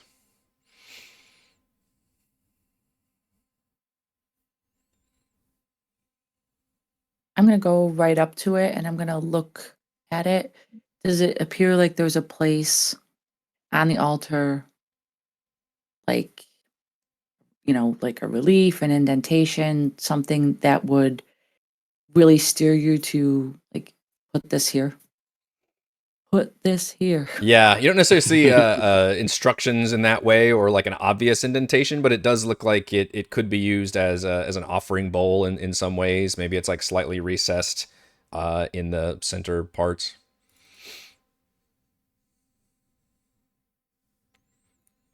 Pop it in. Yeah. What we came here for, isn't it? Kazra takes it and puts it on the altar. Okay. You do that, and nothing happens at first. The light just kind of grows a little bit bigger as you approach. And then after a few moments of just kind of standing around watching it, you see that the light gradually changes colors into a silvery hue. And you can see that the rust and deterioration on the lance begins bubbling away, and like a dark liquid like runs out and down the altar and just kind of dissipates. You feel a shimmering in the air, followed by a rumbling throughout the entire temple as the lance seems to hum and vibrate, and even like starts floating above the altar in place. And as you're watching this, like every time you blink, it seems to grow a little bit bigger. Like the lance itself was just like basically the front end of it, almost like the arrowhead, and it suddenly gets longer every time you look at it, as it just seems to be rebuilding itself until it becomes a normal pike length weapon, glowing with ancient power. And you hear a powerful voice, yet kindly voice, fill this entire temple and says, "The last to wield this weapon was unworthy of its power. His failure was but one of many steps that led to the world's destruction. But a new age has arisen, new threats, and new heroes to meet them. I have little power yet, but this much I can bestow. Take this newly reforged Dragonlance. Be the light that casts aside the shadow of the Dragon Queen." All of you are fully healed as this light bursts out from the temple, and you all receive inspiration. Whoa. Beautiful. Kazra like kind of bows her head as this all happens. She just says, I promise you that we are going to fix things as best as we can. And she bows her head again, and she grabs the lance out of the air. It didn't sound like reworks, like editing point, right? Like forging a new weapon. There was no part of it. That sounded Yeah, you get a little bit of judges, but no, this is definitely. It sounds like Rowan can tell you, but those of you could make a religion check to identify whose temple this is. Well, actually, you know who it is. Demlin already told you it was a Temple of Paladine. Yeah.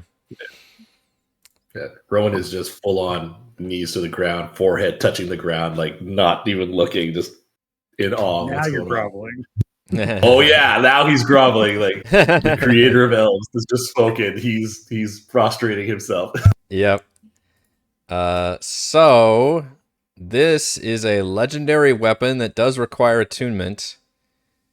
You gain a +3 bonus to attack and damage rolls made with this magic weapon.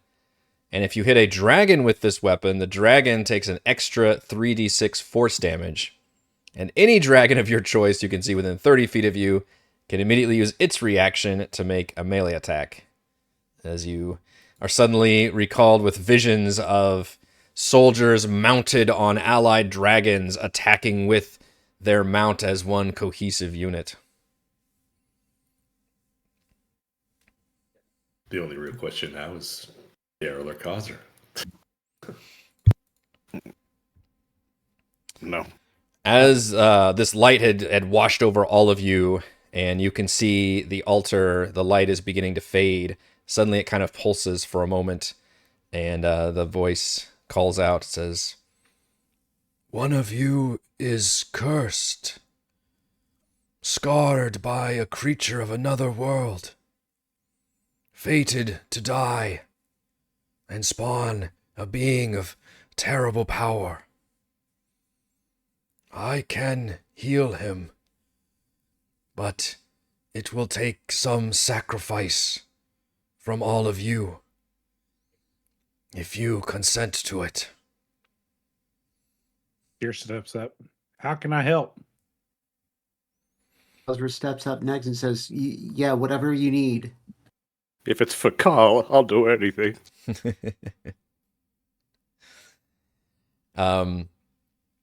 You feel like there's a figure, a very patronly figure, kind of bowing his head in respect to all of you, and you feel a sudden tugging almost on your very soul that feels uncomfortable and even a little painful, like kind of that nerve. Was it like circulation damage or something? Like something fell asleep and you're kind of getting that nerve pulses. You kind of feel that throughout your whole body, like rippling up and down.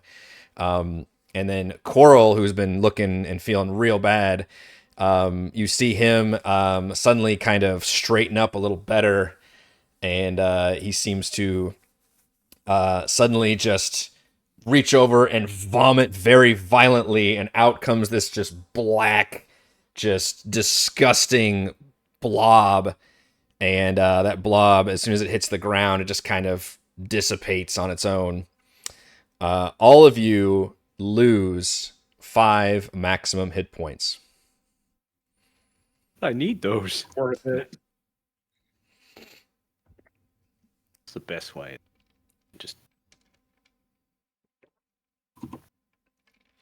done. Did you say 5? Sorry? 5, yep. 5, sorry. Is there a way? It's fine. Okay, let me go back. I'm gonna do 86. Yeah, if you hit the gear, you can press. Let's see. There's an area that says other max HP bonus, and you can just put -5 right in there. Yeah. Yeah, this is Okay. considered I feel a like I'm gonna- yeah. this is considered a permanent reduction that is not going to be repaired on a long rest, I should mention. This was a divine sacrifice from all of you. well worth it. I have a little Carl-shaped scar on my chest. Yeah. Rowan's just wondering. He's like thinking in his head, if this was hungry, these guys are going to feel so bad when they find out how alright I am. And then the light does diminish after that and disappear.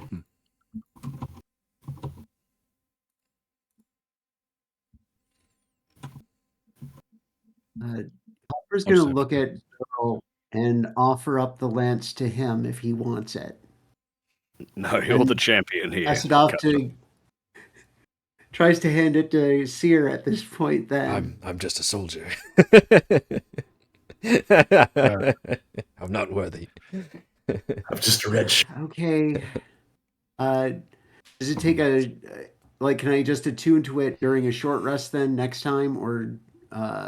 Technically, it does require process. a short rest, which you guys can do that now if you wish to attune to it. Yeah. Okay. One thing I've I not am going to do that. done is write down all your magic item attunements. Probably because it's been such a low magic campaign. You probably don't have too many. Okay.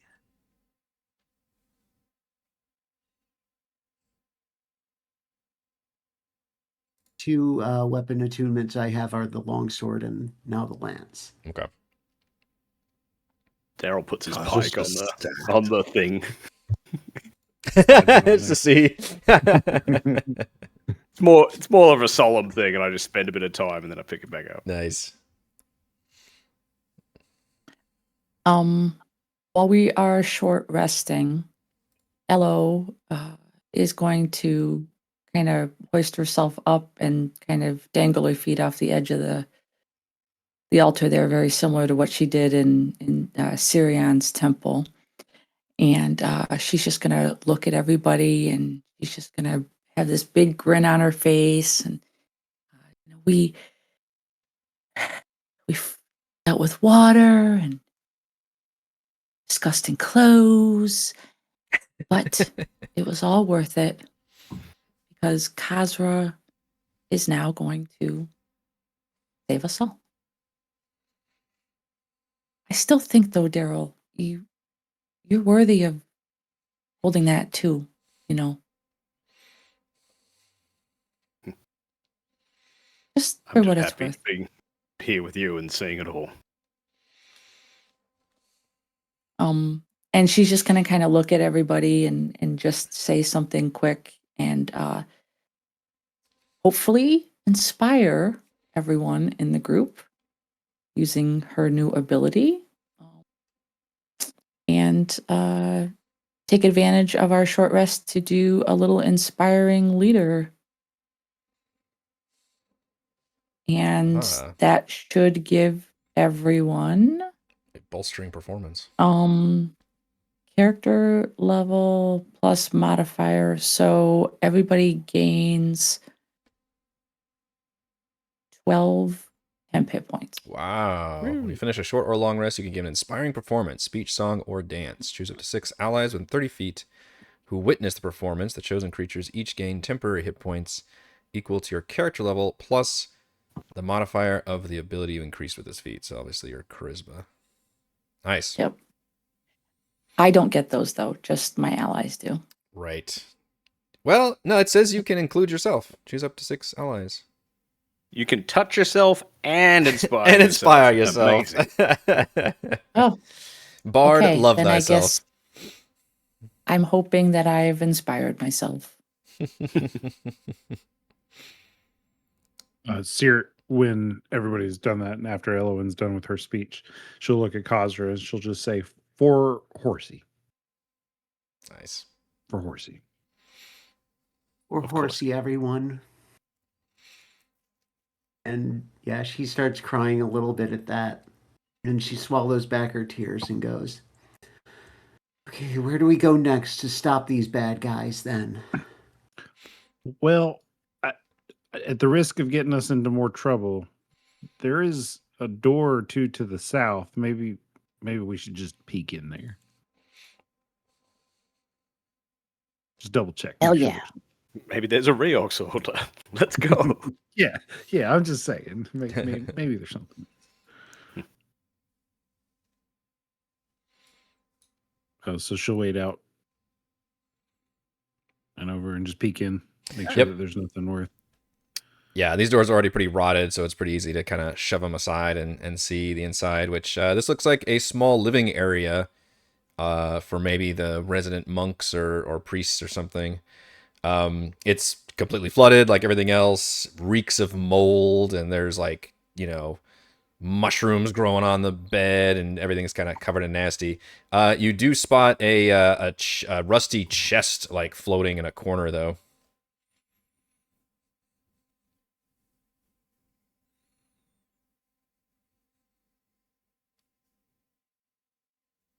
Ooh. Does Rowan open it up? Or we'll check to see if it's locked.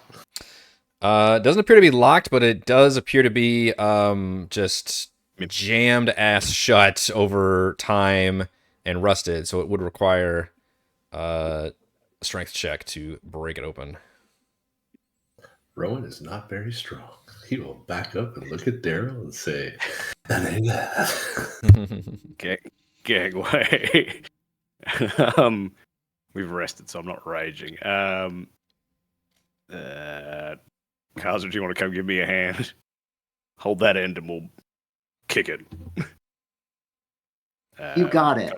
Can I do it at advantage if Kazra gives me a hand to sort of hold it and pry? Sure, yeah, you want to do Rowan will help you.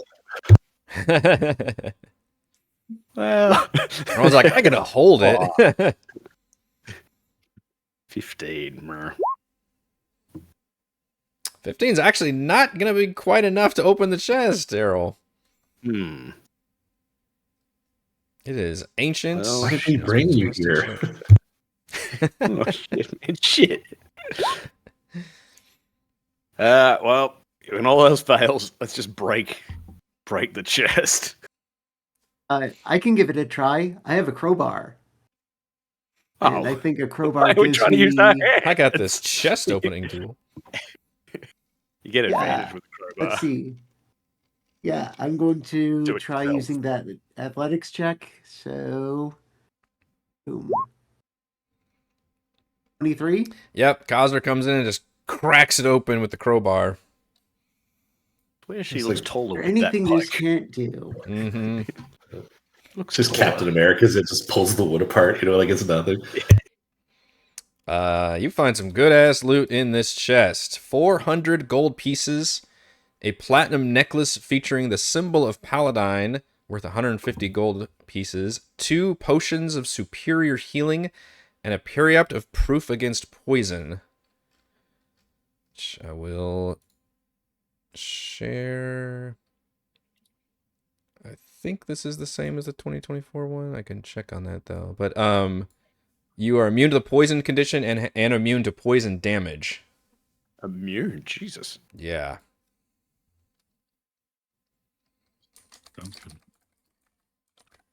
I've got too many necklaces on personally. No such You're that thing. guy from Mummy. Okay, the Do you new guys version. mind if I take one of the superior healings? Do it. Okay. So I will say this one has been slightly rebalanced in the 2024 edition. It does require attunement now, so I will make that note on there. Ooh. But it still has its effect of immune to poison condition and poison damage. Anybody want it? Wow. Look, I'm not worthy of a fancy weapon, but I look Take it. fancy with that. What do you think? Yeah. Wax myself. There's more things that'll stop you from dying. That's great. Yeah, it That- looks good on you too. Ooh. I'll tune to that later. Yes. And then in the other room, you see what looks like a. You're not quite sure what this room was for, but when you see the altar and all the various shelves with what look like old cracked and stained bottles, perhaps this was some sort of like preparation room or something for bodies that maybe were interred here. You can see shelves that are holding all these like ancient bottles and vials, but they all appear to be in pretty bad shape.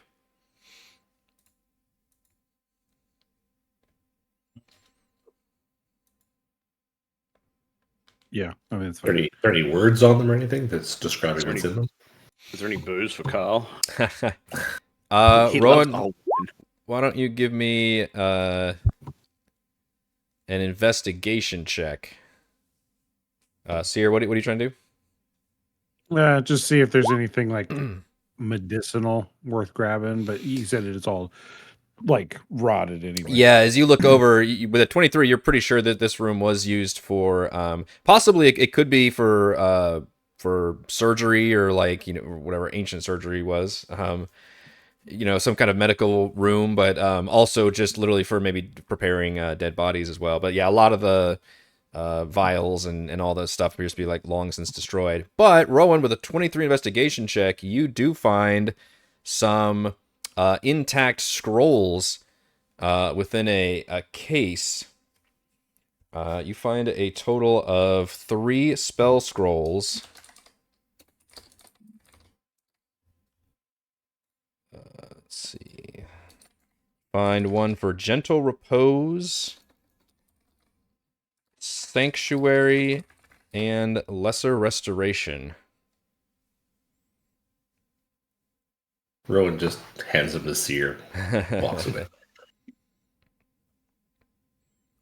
So She looks at the gentle repose. Three says, "Well, that might come in handy for you."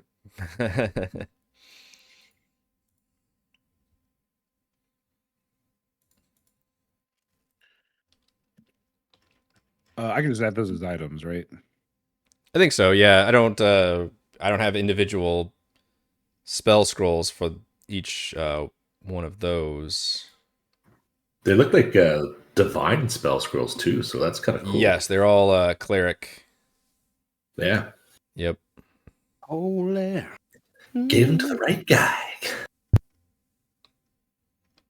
Well, I do have one for this one, I guess. I don't have one for the others, but that's an example of. Well, that's cool. Yeah. That's real helpful. But I would pull the spells out of the compendium to check on if you don't already have them, because those will have the more up to date version of those spells. I'll do that.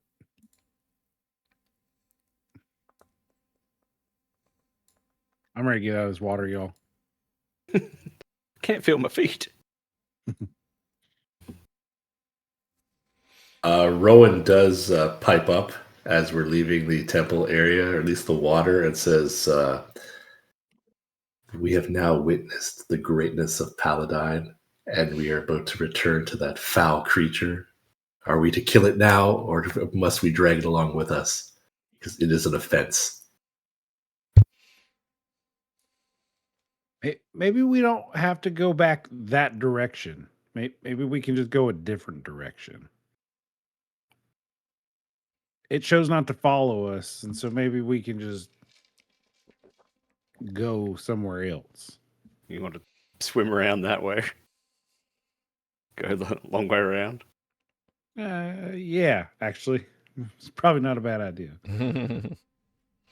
Sorry, hello. We're going to go through a bit more yucky water yet.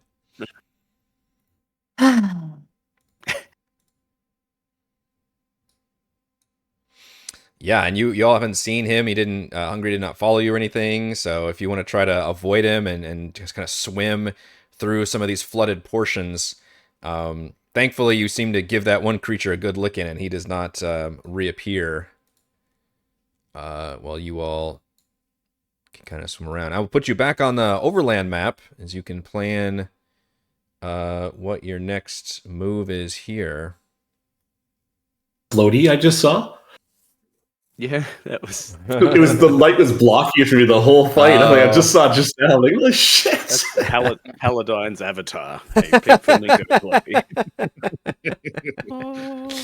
In your time of need, I've provided this vessel.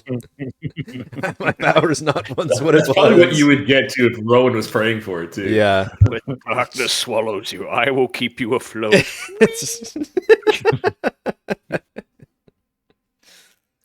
I like the pink ones. should maybe double back where we came, and then if you want to, we could make our way to that mansion. Unless anyone really wants to go to the threshold, but that looks like a whole different kind of problem. I agree. Rowan mentions again that we did pass by that seemed to be a library, and they were burning books. Perhaps Ello might be able to use some of them if we want to go back there. You want to go mess with the big guys? I'd rather do that and perhaps strengthen our small friend. Yes, but I'll go with the group. We could maybe we could draw them out, and then she can quickly pillage them, and then No need to fight if we don't have to. Yeah. But a place as ancient as this might have some real secrets for Ella to look through.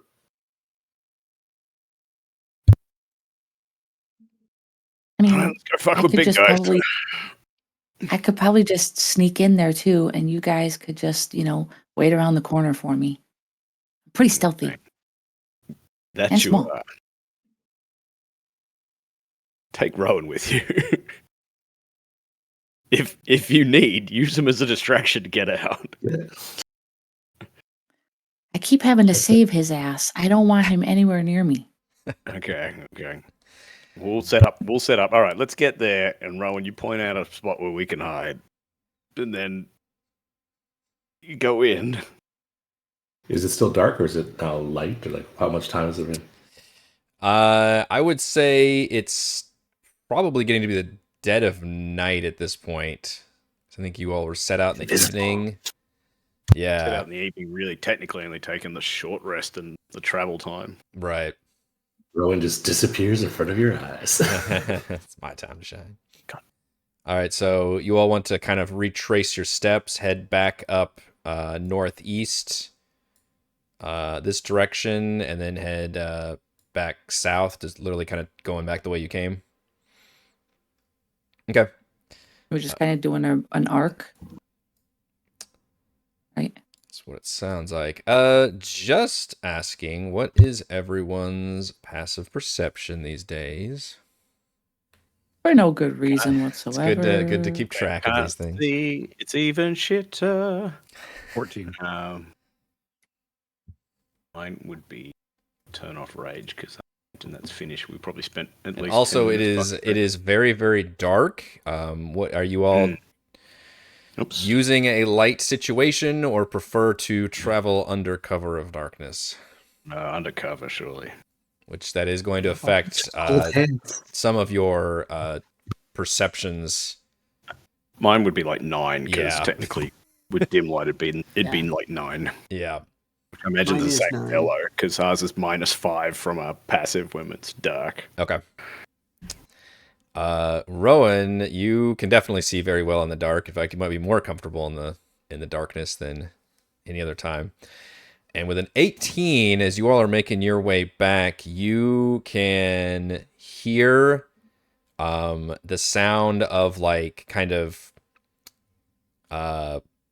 claws scraping on stone walls, and like the sound of like kind of rocks hitting the ground. And again, you're walking through this, ancient city, and there's just all kinds of just ruined buildings all around you.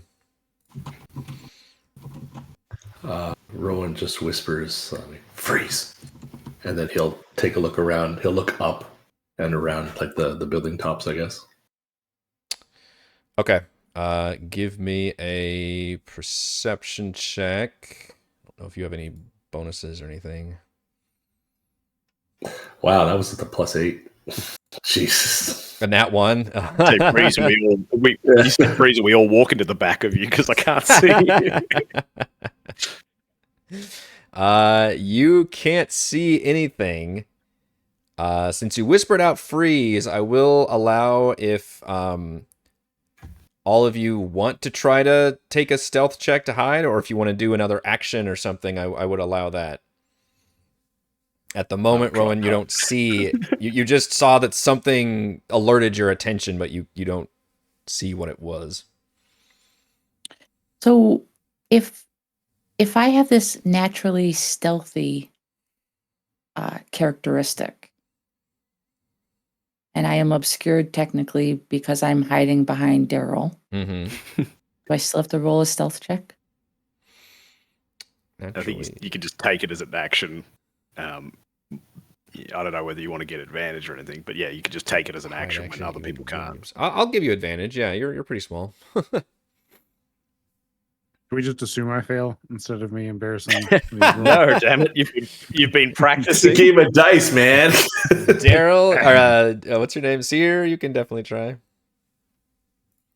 Kazra is going to, when Rowan says freeze, she's going to hold in place and draw out her sword.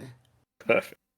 Get ready for an attack. When she sees anything come within 5 feet of her, she's just going to swing at it. Okay. So it looks like everybody did very well except for Cere. I rolled a 0. Rolled a 0.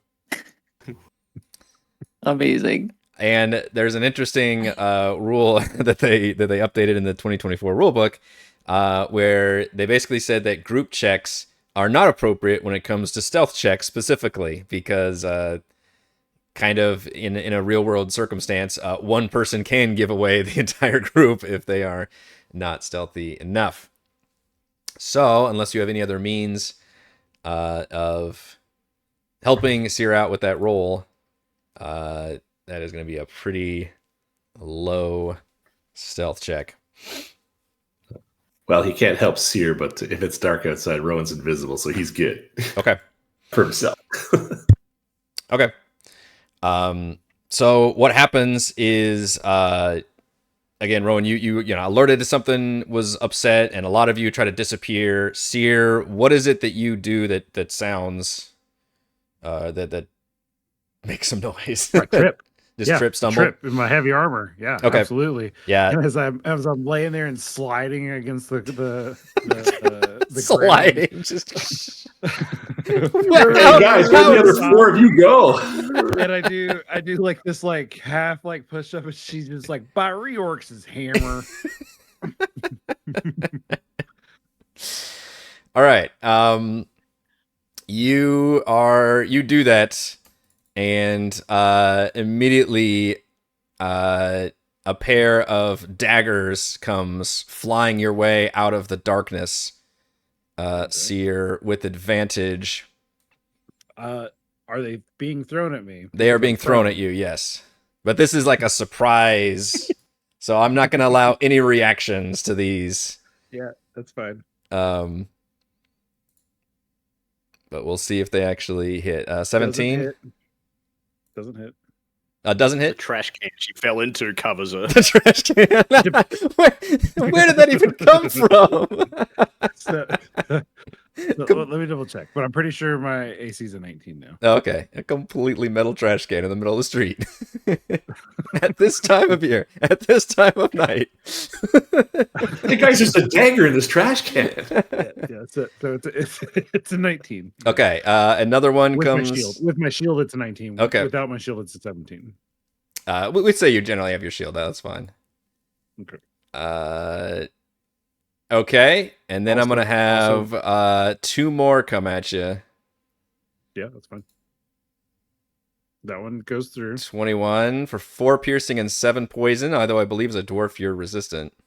Resistant. Yeah. So 7 total, and the 22. Don't forget hits. your 10 hit points. Oh yeah. And then the 22 is 5 piercing and 2 poison. I believe that's 1 poison for you. But with both of those daggers striking you, I also need a Constitution saving throw. Although, are you immune to becoming poisoned as a dwarf? It's advantage on the save. I'm To resistant. be poisoned? Okay, I say this is applicable. Con save. So you can have advantage because this is a poison effect from being... I've noticed the automatic doesn't do a great job. No. I fuck that right off and just do query. I prefer it. Yeah. Yeah. Okay. So 22 on my con save. Okay, you are okay. You still take all that regular dagger damage, but you are at least not poisoned and paralyzed. As we need to turn the lighting down for a second because it's dark. Good. In fact, we're gonna turn the light off completely. It's gonna be real fucking dark for some of y'all. Awesome. Awesome sauce, I know. And I'm gonna take you to this map, but again, some of you are not gonna be able to see very well. Woohoo! And we are going to be in combat as you all unfortunately did trigger a patrol of Draconians. I'm gonna Here's need. a question. Yep. We're technically all hidden apart from Cere. It's pretty much only Ello that could maybe benefit from being advantage on initiative because we're hidden, we're invisible. True. Yes. Hmm. Yes. You all Also, I feel actually. like I should be away from everybody else in some capacity. Okay. Sure. I mean, you can We're still a make. trash can. Put it there. Yeah, somebody draw me That's what I was gonna draw me an ask you. Oscar the Trash Grouch ask trash can. Do I still have the dark vision active too? Yeah, it goes for 8 hours. Good That's for 8 it. hours, so yeah. Good for 8 hours. So, I'll have to I add was that. hiding behind Darryl, so I don't know where Darryl went because I can't see. I can't see it. I've got like the small ring. That's around. I can put you guys very lost close to each other. Give me a second. When I tripped and fell. How much is This is dark? me. How much is dark vision? 120 or 60? 150. 150. Oh, Good lord. 150 for the spell. Okay. Yeah. All right. I'll make Oh, I sure can you two see a lot are now. together. All right. You two should be able to see each other, right? Yep. Yep. All right. So we're gonna do it like this, I think. All right. That's good and creepy. You two can see each other, but you can't see any enemies. I love it. You just hold on Do we tight. roll a Best way for the best. disadvantage for being surprised? You do. I would say Cere, you do. The rest of I almost say, yeah, we'll say Cere. No, I'm gonna say nobody rolls a disadvantage actually, because Rowan did get alerted to danger, but they did get the jump on you a little bit because of the stealth going wrong. But I will give you something for at least having the perception that there was something going on here. So, do I roll initiative at advantage? Yes, because you're hidden. Yeah. When you stealth, you get invisible, and invisible gives you advantage on initiative rolls when you go into combat. I normally have advantage on initiative rolls. Do I still get advantage here? Yes. Yep, we haven't been surprised, so you just get your normal advantage. Because me, Rowan, and Kazra all have advantage normally. I'm just saying that you would benefit from it because we technically hid beforehand. Okay. I rolled the exact same thing. Nice. I need to roll. Sorry. I'm just gonna let these guys roll normal. Hey. We go together. Okay. Prone a lot this section. Whole session. They Well, keep knocking the dwarf down. They are racist. back on my ass. All again. of them. Damn draconians. Okay, so yeah, you guys still you heard. You can. I will go ahead and alert because some of you really can't see that Cere is down here, basically. With the trash can like right there. And that's about all you know. You're all kind of close to each other, but it's very pitch dark. And some of you can see that there are Draconians who are, some of them clinging to walls. Others are basically swooping in and gliding on their wings and just like was peppering Cere with daggers as they kind of glide down. So we'll say that 2 and 4 are probably still about just coming down. There might be like 5 feet in the air. Say this one is probably 10 feet up, scrabbling on the wall, and then this one is ground level.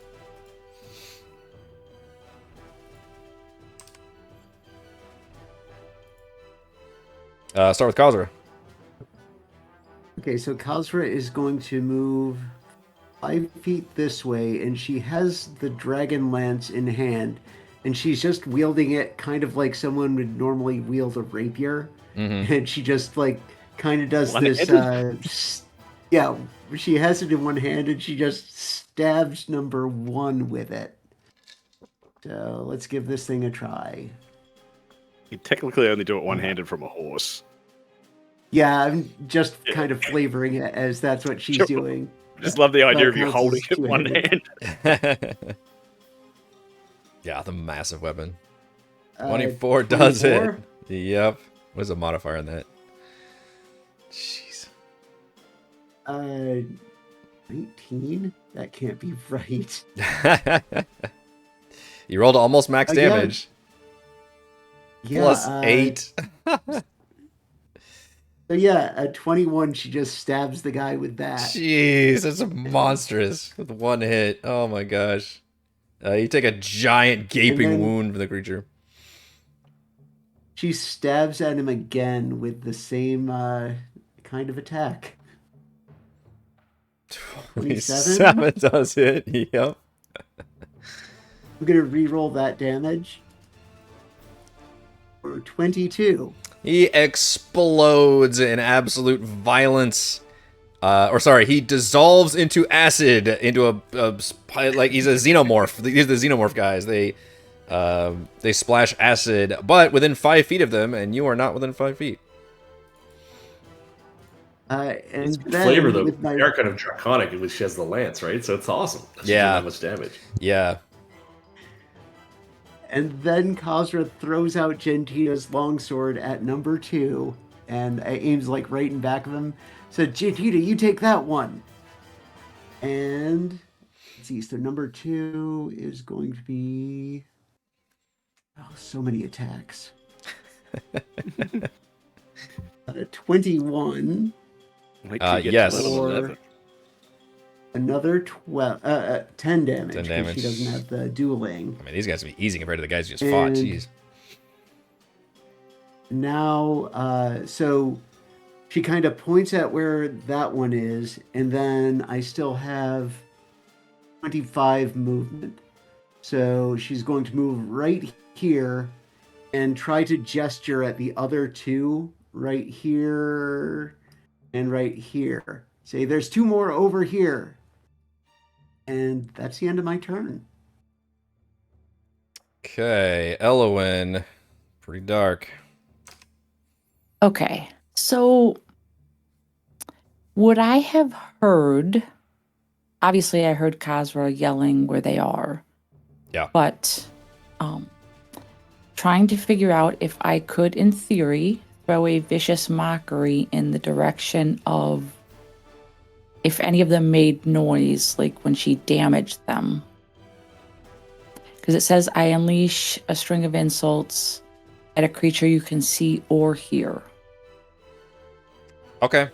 If it says... Obviously, I can't see anyone. Yeah.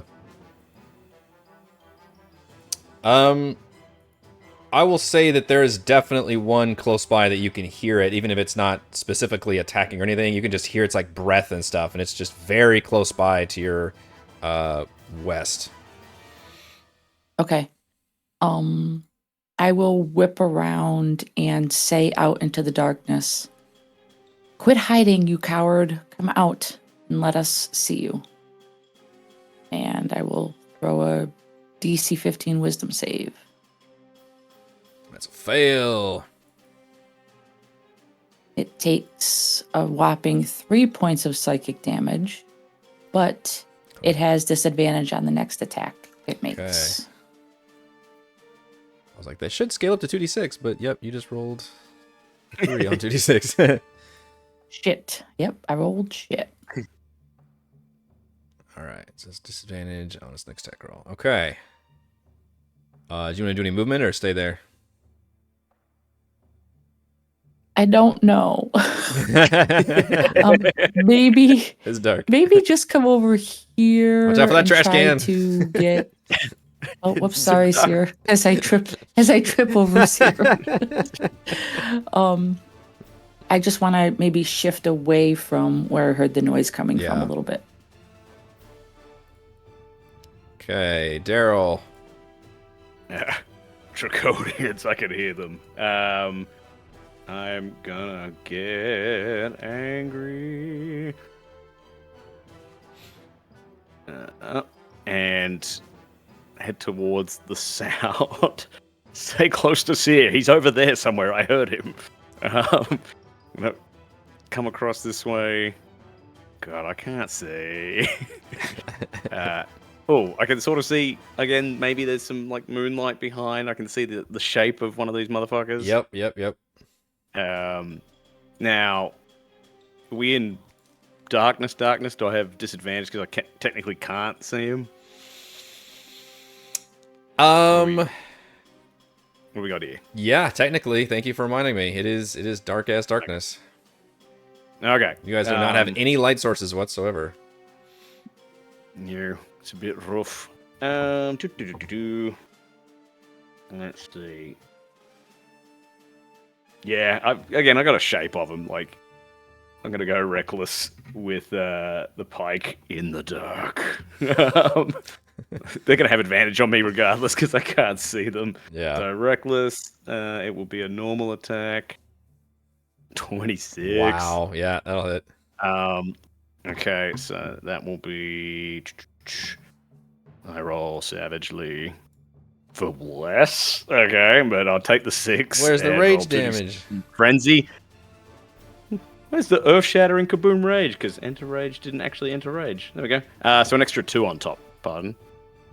So what is that? 6 and 6 is 12. 14 plus 2 is damage. 14. Yeah. 14. 14 damage. Okay. Reaching out He's the looking dark. pretty messed up. Is he? You're telling me?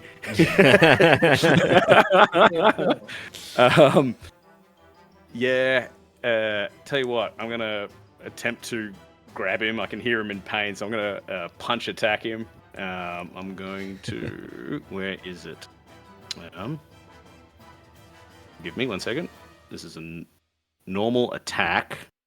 Oh baby. So this is 7 damage, and I force a save. If he's not dead? Try to do the grab. Not dead, but he's looking really messed up. What Excellent. this Strength. Strength or dex, his choice. 15 is the same. It's pretty dexy. Ooh, he's a wiggly one. He's a wiggler. That 22. Well, and I don't have a bonus. No, that's my turn as I rummage around the dark fighting this guy. Okay. And it's his turn. He is not grappled, correct? No, not crap. But he did attack recklessly, so he is advantagely going to just come at you with his daggers drawn. I can't see him anyway. Got these cool, like, oh, you're missing. He's got these cool curved daggers dripping with poison. It looks so cool. Sure he does. I'm sure he looks real cool. Can't see it, man. You're wasting it. How about a 21 That'll hit. for 7 piercing and I 9 don't- poisoning. Guess who's immune Oh wait, no, to 'cause poison? I don't. No, I'm not because I haven't attuned it yet. I haven't had a chance to. So bring on all the poison. Oh, really? Oh, man. Yeah, He's literally we haven't carrying taken the a break. item. Okay. Yeah. Okay. Cool. And is 12. Okay, cool. There's a That's 17 my hit. attempt on. In the dark. I don't have my shield on, so yes. Just hits. Okay. 6 piercing and 8 poison. 11 off. And Yep. because they both hit, Do I make need a save? Yep. you need to force a con save. Okay. That's that. Oh, I'm going to use my inspiration Ooh, because okay. fighting Draconians is what I like doing best. Oh, does 14 make it? Much phew. better. 14 does make it. Yep. Void getting... Oh, those are terrible. A 1 and a 7. Yep, cool. Okay, and then this one will spring off of the wall and launch itself at you, Kazra. Because everybody... Because, yeah, Kazra attacked... Or did you... I'm trying to remember if anybody's still invisible. No, Rowan is. Rowan is, but okay. Everyone else. Yeah, okay, yep. Target. Launches at Kazra with daggers. Actually, no, it's going to stay on the wall and just throw daggers. It doesn't have to launch itself. It's going to throw its daggers at you. How about a critical? I really love crit hitting Kazra, apparently. I'm going to use the luck point to do that at disadvantage. Yeah. Good use of it. So a 9 is going to miss on that one. And then its second attack, we'll try to hurl another dagger. And a 13 is not going to hit. Yay. It's already set up for next campaign. Just luck and fog cloud. Banned. Banned, yeah.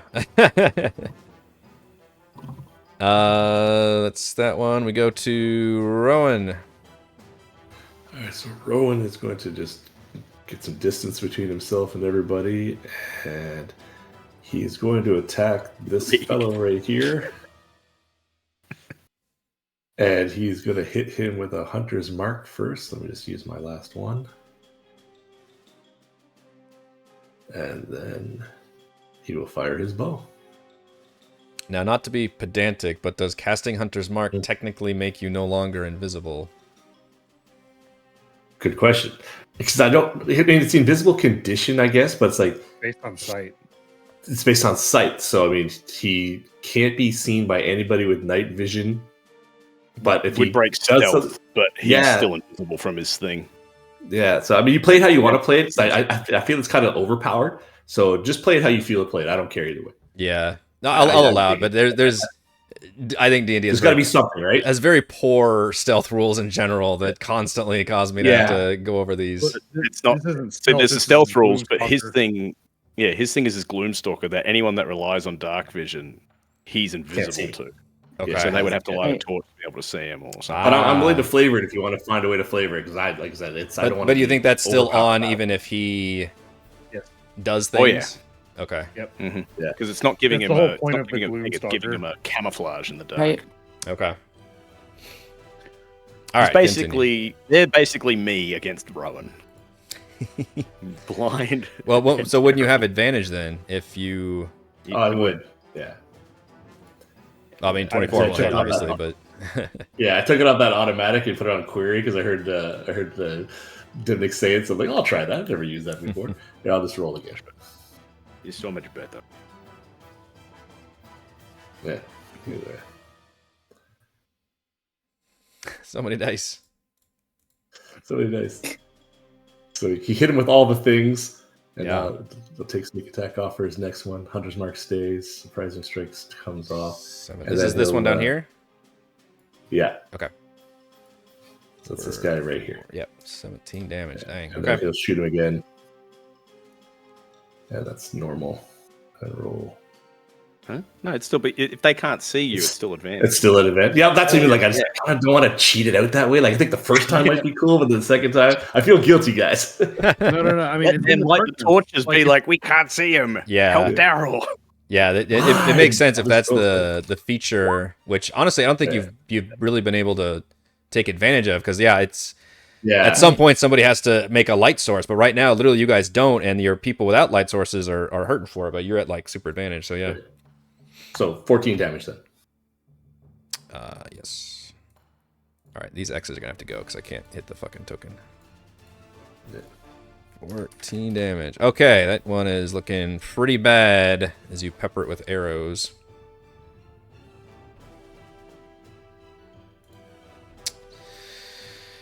Let's see, and I mentioned this one is gliding, and as you shoot it, it suddenly like jerks around and can't seem to find you at all.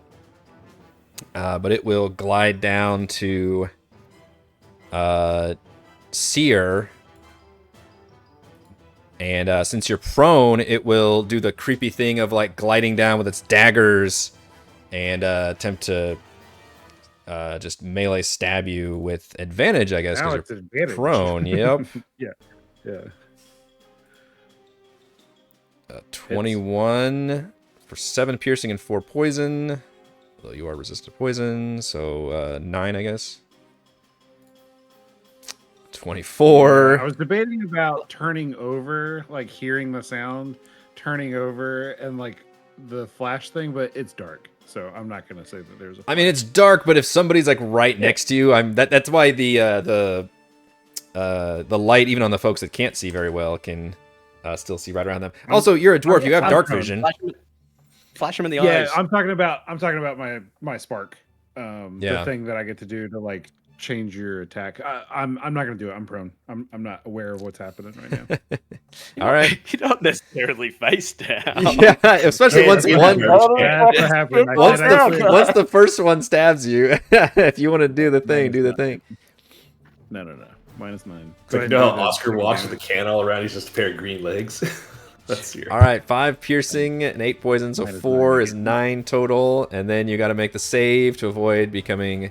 But you get advantage on this save because of the dwarf resistance. Dwarf.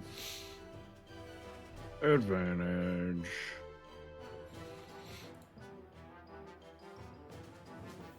Whoa, that's wild.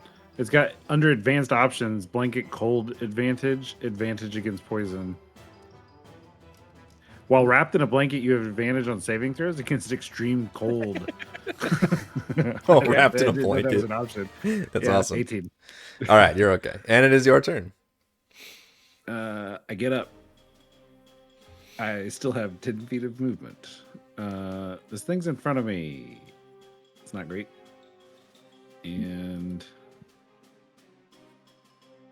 what can Cere do?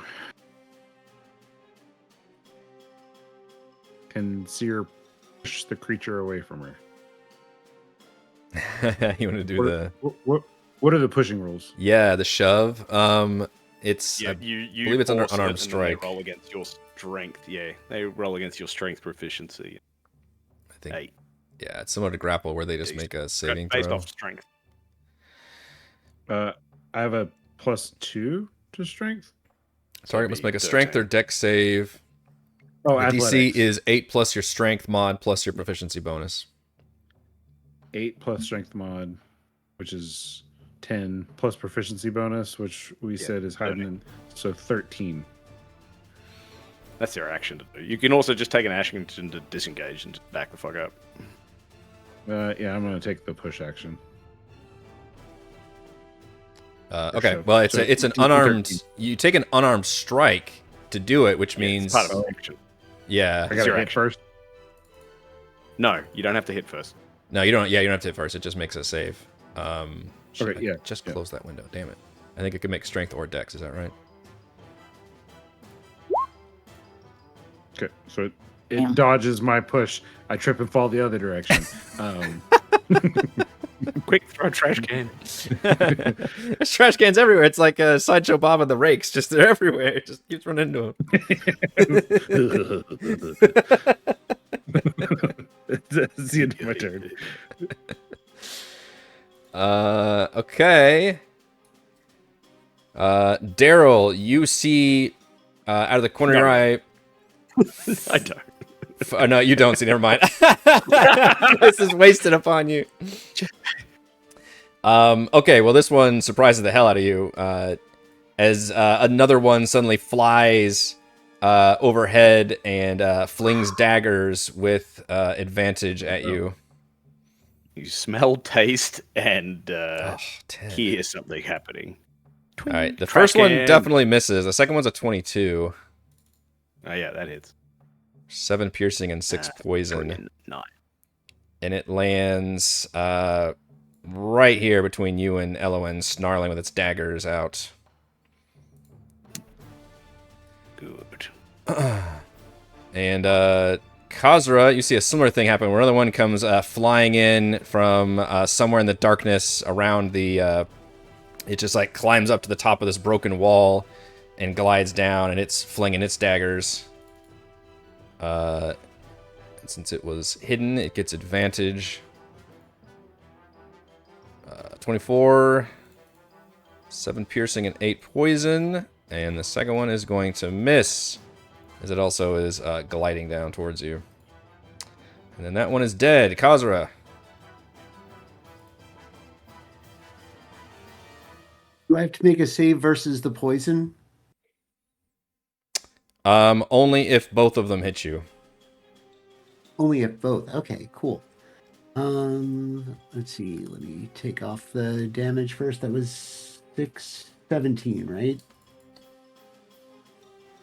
All right, my eyesight is. not doing Yes, so 7 well 7 right piercing now. and 8 poison damage is Okay, so 15. Okay, 15. Where did you have Gentita? I'll just move her because I couldn't see before. Oh, Back in on somewhere? the left side of the one that you attacked. Over here. Yeah, I think so. Let me move that. Yeah, right there. Okay. Kazra is going to still be using the lance on this attack, and is going to go towards number. Is that 5 that just attacked me? Yes. Okay. Then 22 for. I'm going to re-roll that damage. Oh, 17 looks great then. And yeah, I'll do another attack with that one. 29 or 13. And then Gentita's going to attack the one over by Darryl, number 2 again. So that is 22 for 13 damage. Okay, Gentita, the one you were attacking looks really bad, and then Gentita actually kills this one. And she triumphantly whoops, but then it explodes into acid. Darryl, I need a deck save from you. Hope you brought your goggles. Is it points acid? The goggles. 14. You nimbly dodge out of the way. Nice. Okay, and Kazra is going to move here. And that's the end of my turn. All right, Ellowyn. Okay, Ello has zero idea of anything else that's going on around her other than the fact that this thing is now right in her face. So she's going to look at it and she's going to say, "Back into the shadows, coward, from whence you came." And I'm going to cast Dissonant Whispers.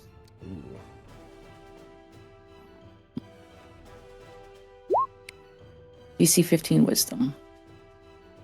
Fails terribly. 10 psychic damage, and it has to use its reaction to run away. Okay, Darryl and Ellowyn, it is running out of your reach. I can't see it. I mean, it's right next to you, brother. You want to let me be able Can to? Because I- nobody can't see. This with disadvantage, yeah, unless you're recklessly, but yeah. Oh, it was reckless. So, a straight roll. I will swing my hoop back at it. Sure.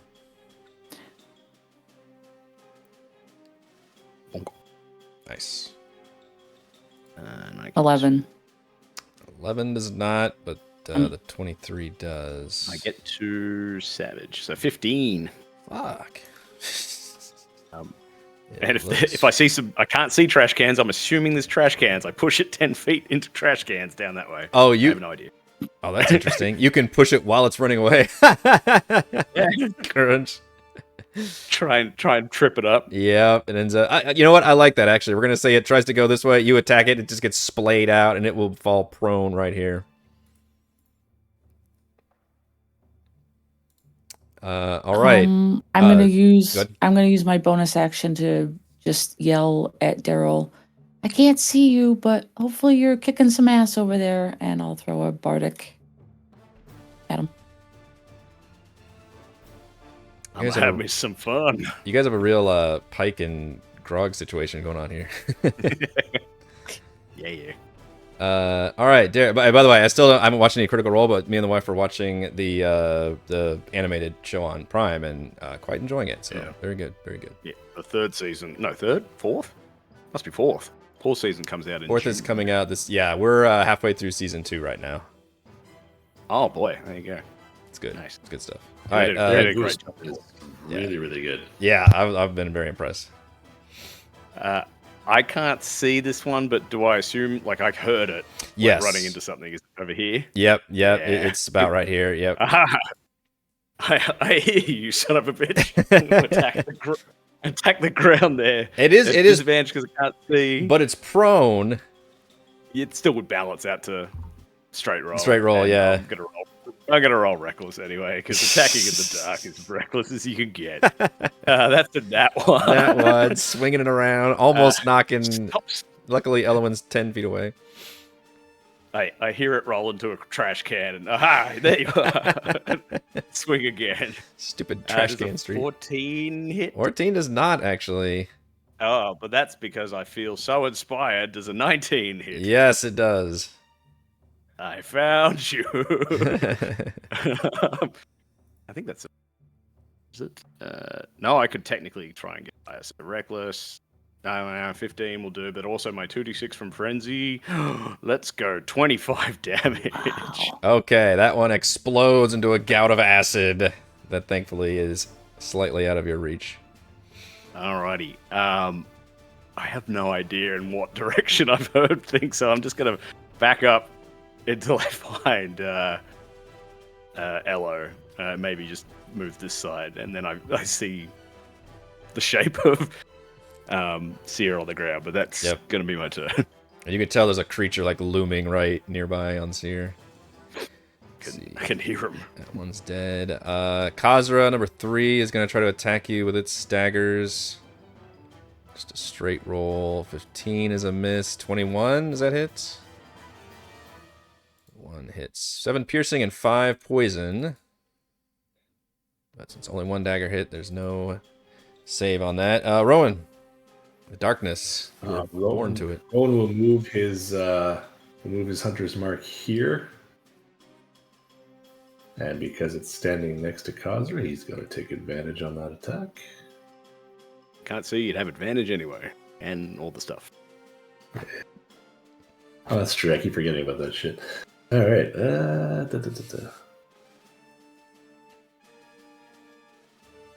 Hey, I'll take that. Yep.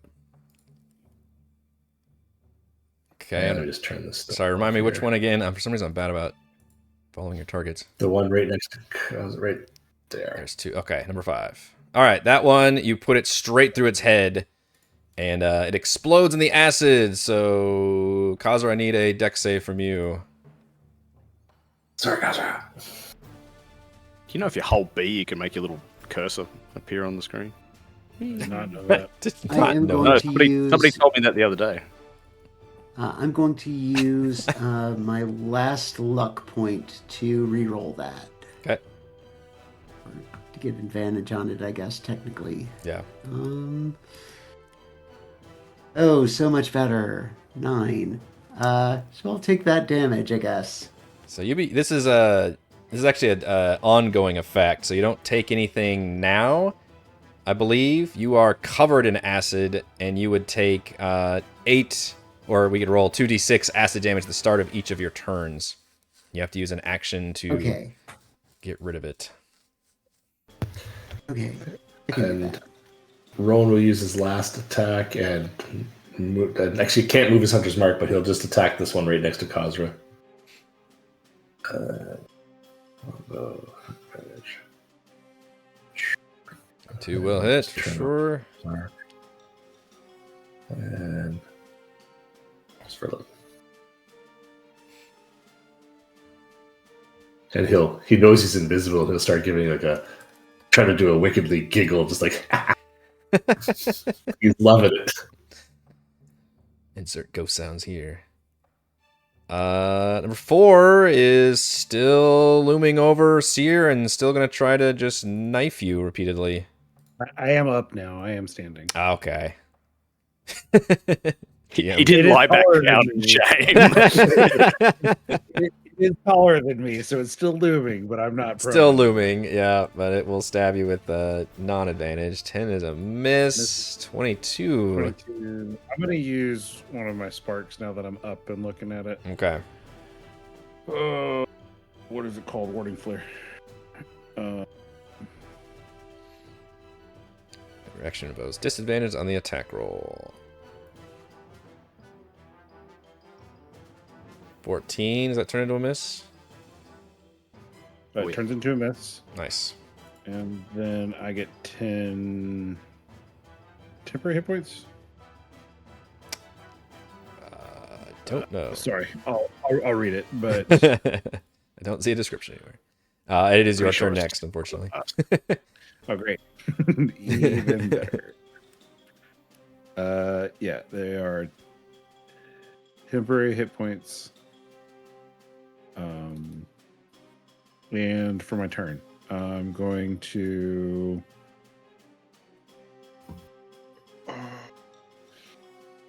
Cast light on Rowan. Well, that's what I was going to say. Was that I want to find a way that I can do some type of light.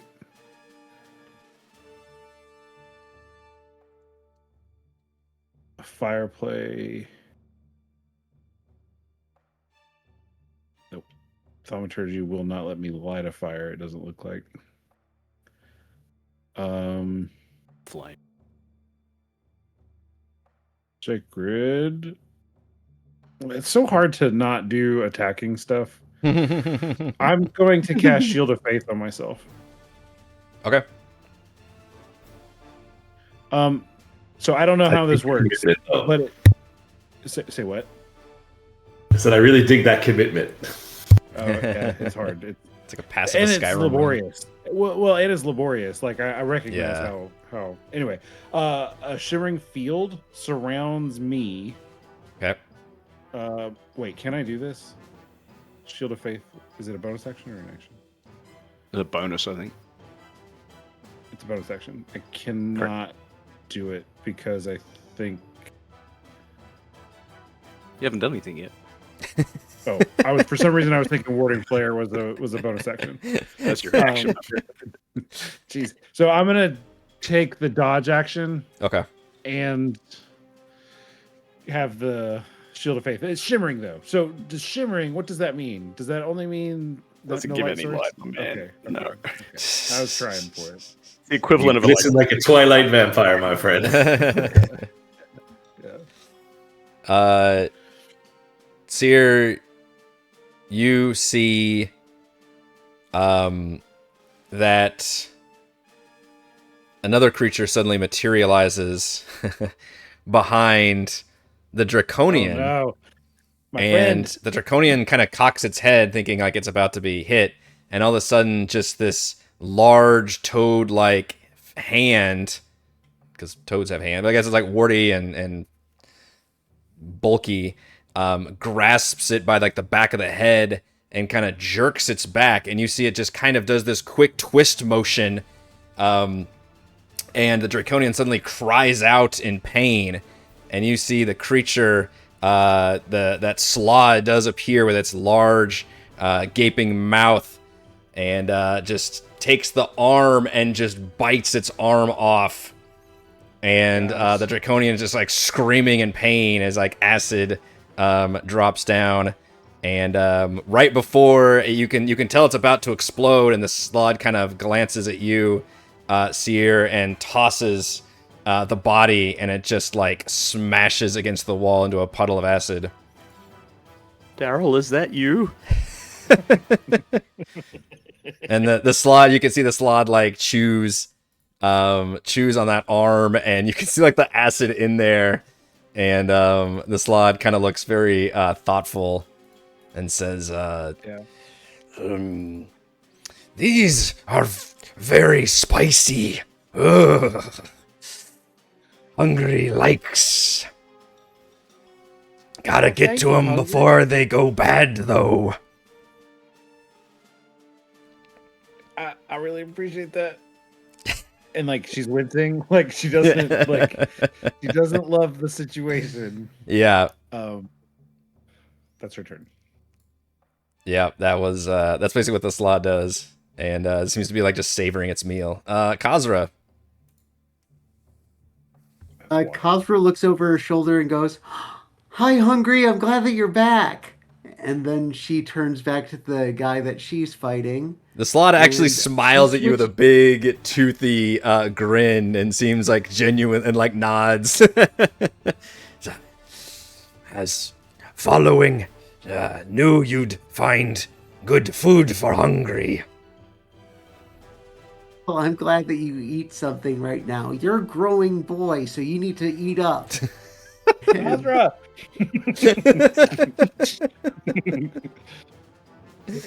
and then she turns. She actually takes out her warhammer. No, she's gonna swing with the lance first. And Darryl did point out that I should not have been doing the dueling damage because it's technically a two-handed weapon. So when I'm on horseback, I can do it, but not otherwise. Oh, okay. So, Ooh, critical. a crit with the Dragonlance. Damn. Gods have spoken. I'm gonna throw a divine smite on that too, Holy shit. just for fun. Divine smite. Just because you want to see the amount of dice that's the damage is gonna be done.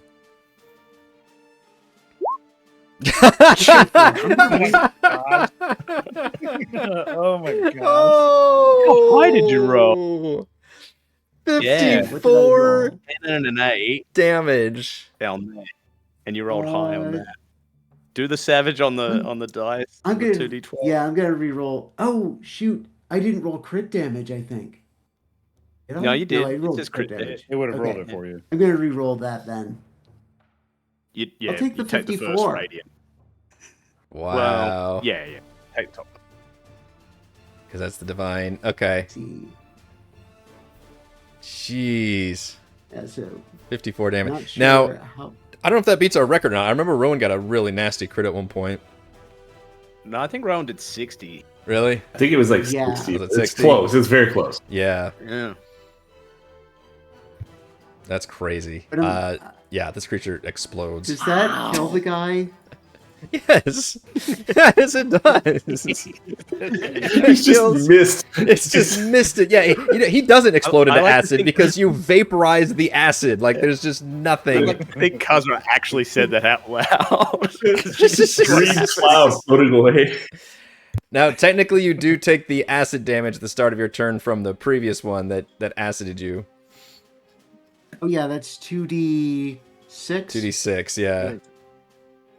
Okay. For 10. Ouch. I'll take that 10 off. acid damage.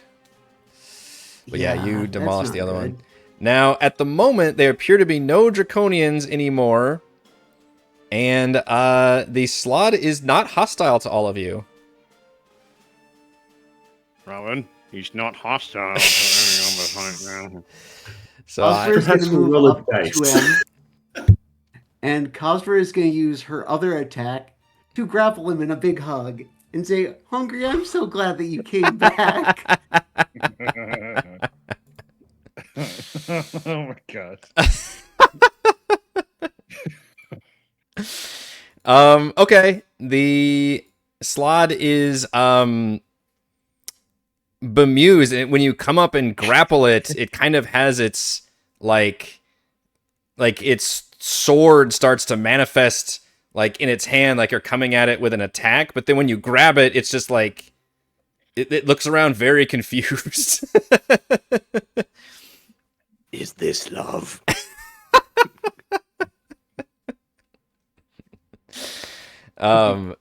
Yeah, and it's almost like stunned into confusion right now. But if the rest of you are just kind of looking around, it will just say, you had to vaporize the other one. No more food here. Well, find others to kill. I'd still like to taste the other flavors. These ones very spicy. We're about to go find some really, really big food. We could use your help with that. Maybe. More than you could possibly imagine. Yeah, it's like a buffet.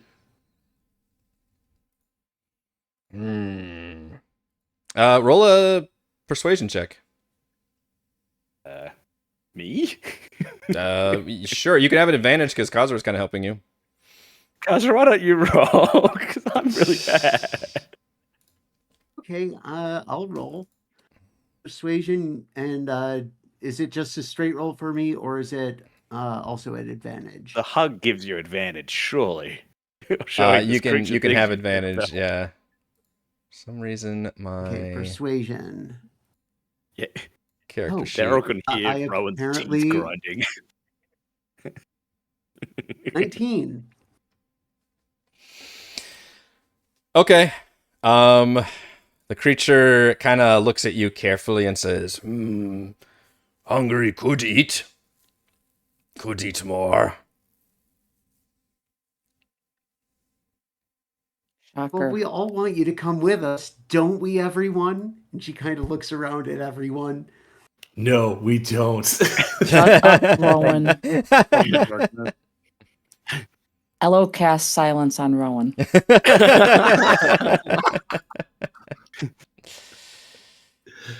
Oh man. Oh, man. Rowan just stays silent, grinding his teeth, staring daggers at all of you. Like, Dang. that's it. We're not friends.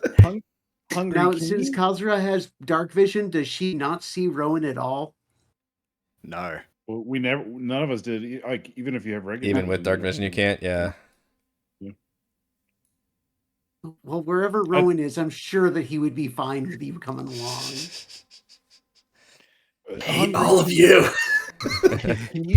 Can you smell them? Hungry can see Rowan just fine. Just Hungry has like blind sight. No, not see She Rowan. means Can draconian. she's asking? Yeah, can Hungry see the other food or smell the other food? Oh yeah. He says,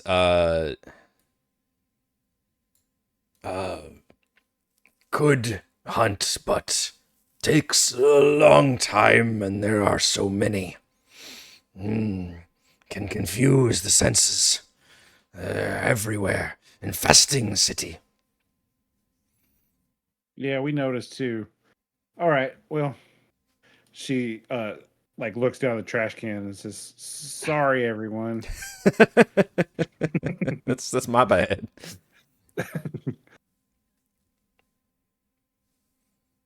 Steps away from it. Maybe we should light a small light source. Just a small yet. one. That Then was- we gotta. That was probably just a patrol, and if we got them all, I mean, at least Hungry finished off that one, then maybe they don't know where we are, but we should move. I agree. Light sources. Kazra pulls out both of her lanterns, the hooded lantern and the bullseye lantern, and asks, which one should we light? Why don't we wait till we get to the library? Yeah, that makes sense. Maybe we can, read some books and they will help us figure it all out. Okay. I know we're kind of reached our time, but if we can make it a little bit longer, I think I can get us to a slightly better stopping point, maybe, depending on how things unfold. But you guys continue on. Hungry now appears to be near you. And you all make your way back over to, at least towards that area where you last saw that burning. At this point, you can tell as you get close that the fire is very much lighter. Like, you can just tell that it's no longer a roaring fire. It appears to be has dimmed quite a bit. Maybe they burnt all the books. So, these creatures where you're saying these awesome books are they bad? Like, are they going to attack us? We They assume can't be so. bad. They're hanging out with books. They're I mean, giant. they were cyclopses. Yes. They're like One-eyed 18 foot biclopses. tall, one-eyed monsters. Have y'all ever heard of such a creature that was kind? I've never heard of no big friendly giants. Well, Cere, you just got saved by. Save. You're making friends with everyone else. Perhaps they'll join us. And Rowan's just like, fuck. Yeah, that would be great. We could have some more people join our all friends I'm- and everything. I'm not being biased. I'm just asking, like, has anybody else had experience? But I understand your point. I think I'm just embarrassed. I'm sorry. I don't think we need them as allies, only because they're very large and not inconspicuous, unlike hungry. Well, I mean, I can sneak in and see if there's anything there worthwhile. Um, maybe we can just, in, out, skedaddle, and you don't have to worry about it. I think that's a good idea if you really want to go in there and risk it to see what you can find. Oh, I'm Rowan not can moving. keep an eye on you. What I know. Far too many trash cans in that library, Cere. Stay outside here with us. Um, and as we approach, I will, I'll cast invisibility on myself. Yeah. Okay. Hungry says, I could do that too. And he disappears. Hungry? Hungry dog. Kazra will I'm pull like- out her heavy crossbow and kind of like get ready to cover Ello as she goes in there. Yeah.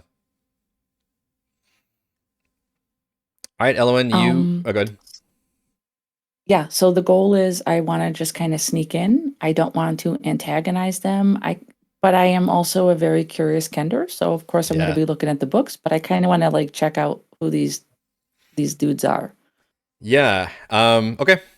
If you want to go ahead and give me... I know you're invisible, but if you want to go with me a stealth check, because you can still make sound, just in case as you're creeping in. Or Um, any chance that might be at advantage? I believe that would be appropriate here, yes. It's also nighttime.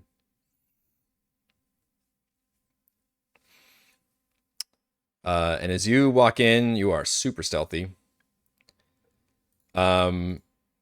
You can see a very nice, just large, single round building, almost like maybe once had been a tower or just a rotunda or something, with lots of bookshelves everywhere that have... You think this might have once been rows and rows of bookshelves, but now they've all been shoved physically against the walls, like all the shelves themselves, like stacked up on each other. And in the middle is a large clearing with a makeshift bonfire that has now very dimmed just a little bit of light, but just enough for allow you to see. And you see two very large, basically beds with ancient like fabrics and to make for sleeping arrangements. And you can see two gigantic figures. One of them is larger than the other, and they both appear to be in these beds and resting. And the eye does appear to be closed on both of them. A quick glance tells you that the larger one appears to be female, and they are definitely giants with a single eye. And a And single I'm this boob. big compared to them. Yeah, you are extra Um, small. Okay. I'm going to obviously not wake them up. I kind of want to look around and see, Rowan mentioned books, which obviously piques my interest. Yeah. Is there anything here that seems like it's worth my time? You can give me an investigation check to look around and see if there's anything worth. You can tell that a lot of this place has been ransacked by these creatures that had no regard for the kinds of items that they found. I'm definitely hearing sugar plump fairies while she's like walking around. Yeah. Dun, dun, dun, dun, dun. 15. Okay. Ellowyn, you do find at least a couple complete books that date back to, you think, the when this city fully existed. ancient books that I'll let you perhaps fill in the details of what these books are. They could even be fiction books, or they could be historical books, or how-tos, DIYs, like whatever you find. But they are definitely worth some money. In fact, you could probably surmise that to the right collector, each of these, you'll find, roll 2d4.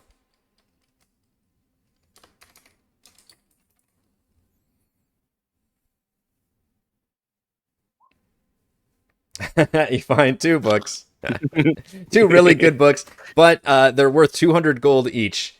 As you find, these are somehow, despite all of the damage and deterioration, these are both fairly intact, very cool, ancient books that are centuries old that have somehow maintained and has not been burned.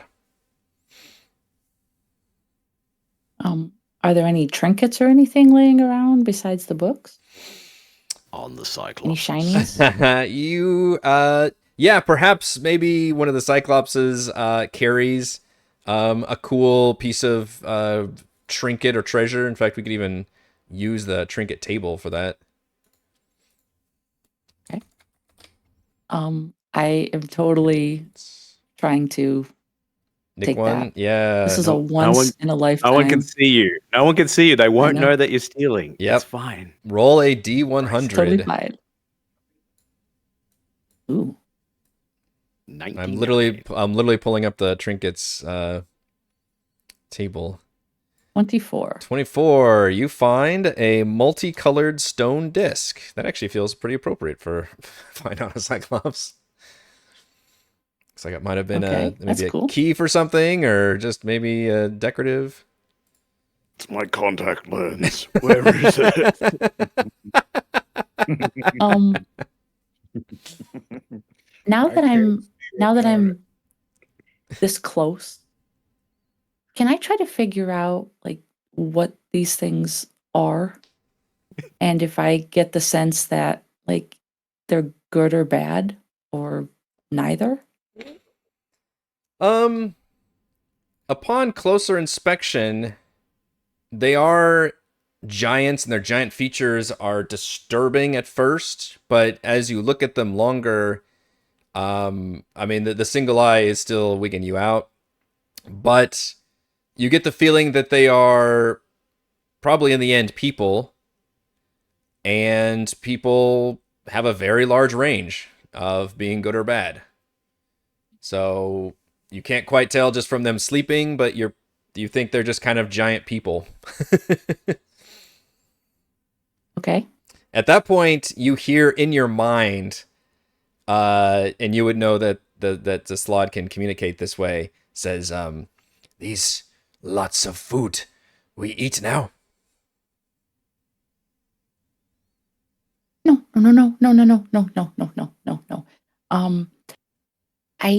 I think that Darryl meant that the food was where we're going next, not here. I say back in my head. Yeah. You hear a pause and says, I go find food then. And you don't see or hear anything else. Okay. Ella's gonna take her notebook out and she's gonna write a note. Sorry we missed you. Dear big people, my name is Ellowyn, and I'm a small person. I wanted to see what you were reading. I hope you don't mind I stopped by. And this is really cool. And I also hope you don't mind. I want to take it. And maybe I didn't want to wake you. You looked like you were napping really well. And I'm just kind of like writing all of this stuff on a paper. And I'm going to fold it up and I'm going to put it in the place of where I took the disc from. This is a gift you're handing the DM. I appreciate this so much. Like, here's our address. Here's everything. Excellent. Okay, you stole from them and then you left them a note. I love it. It's good. Okay. Sounds like Um, Chris's character. I mean, Leave it in Leave the calling card. Yeah. I hope you're good because we are here to do good things. Scribble, scribble, scribble, scribble, scribble. And that's it.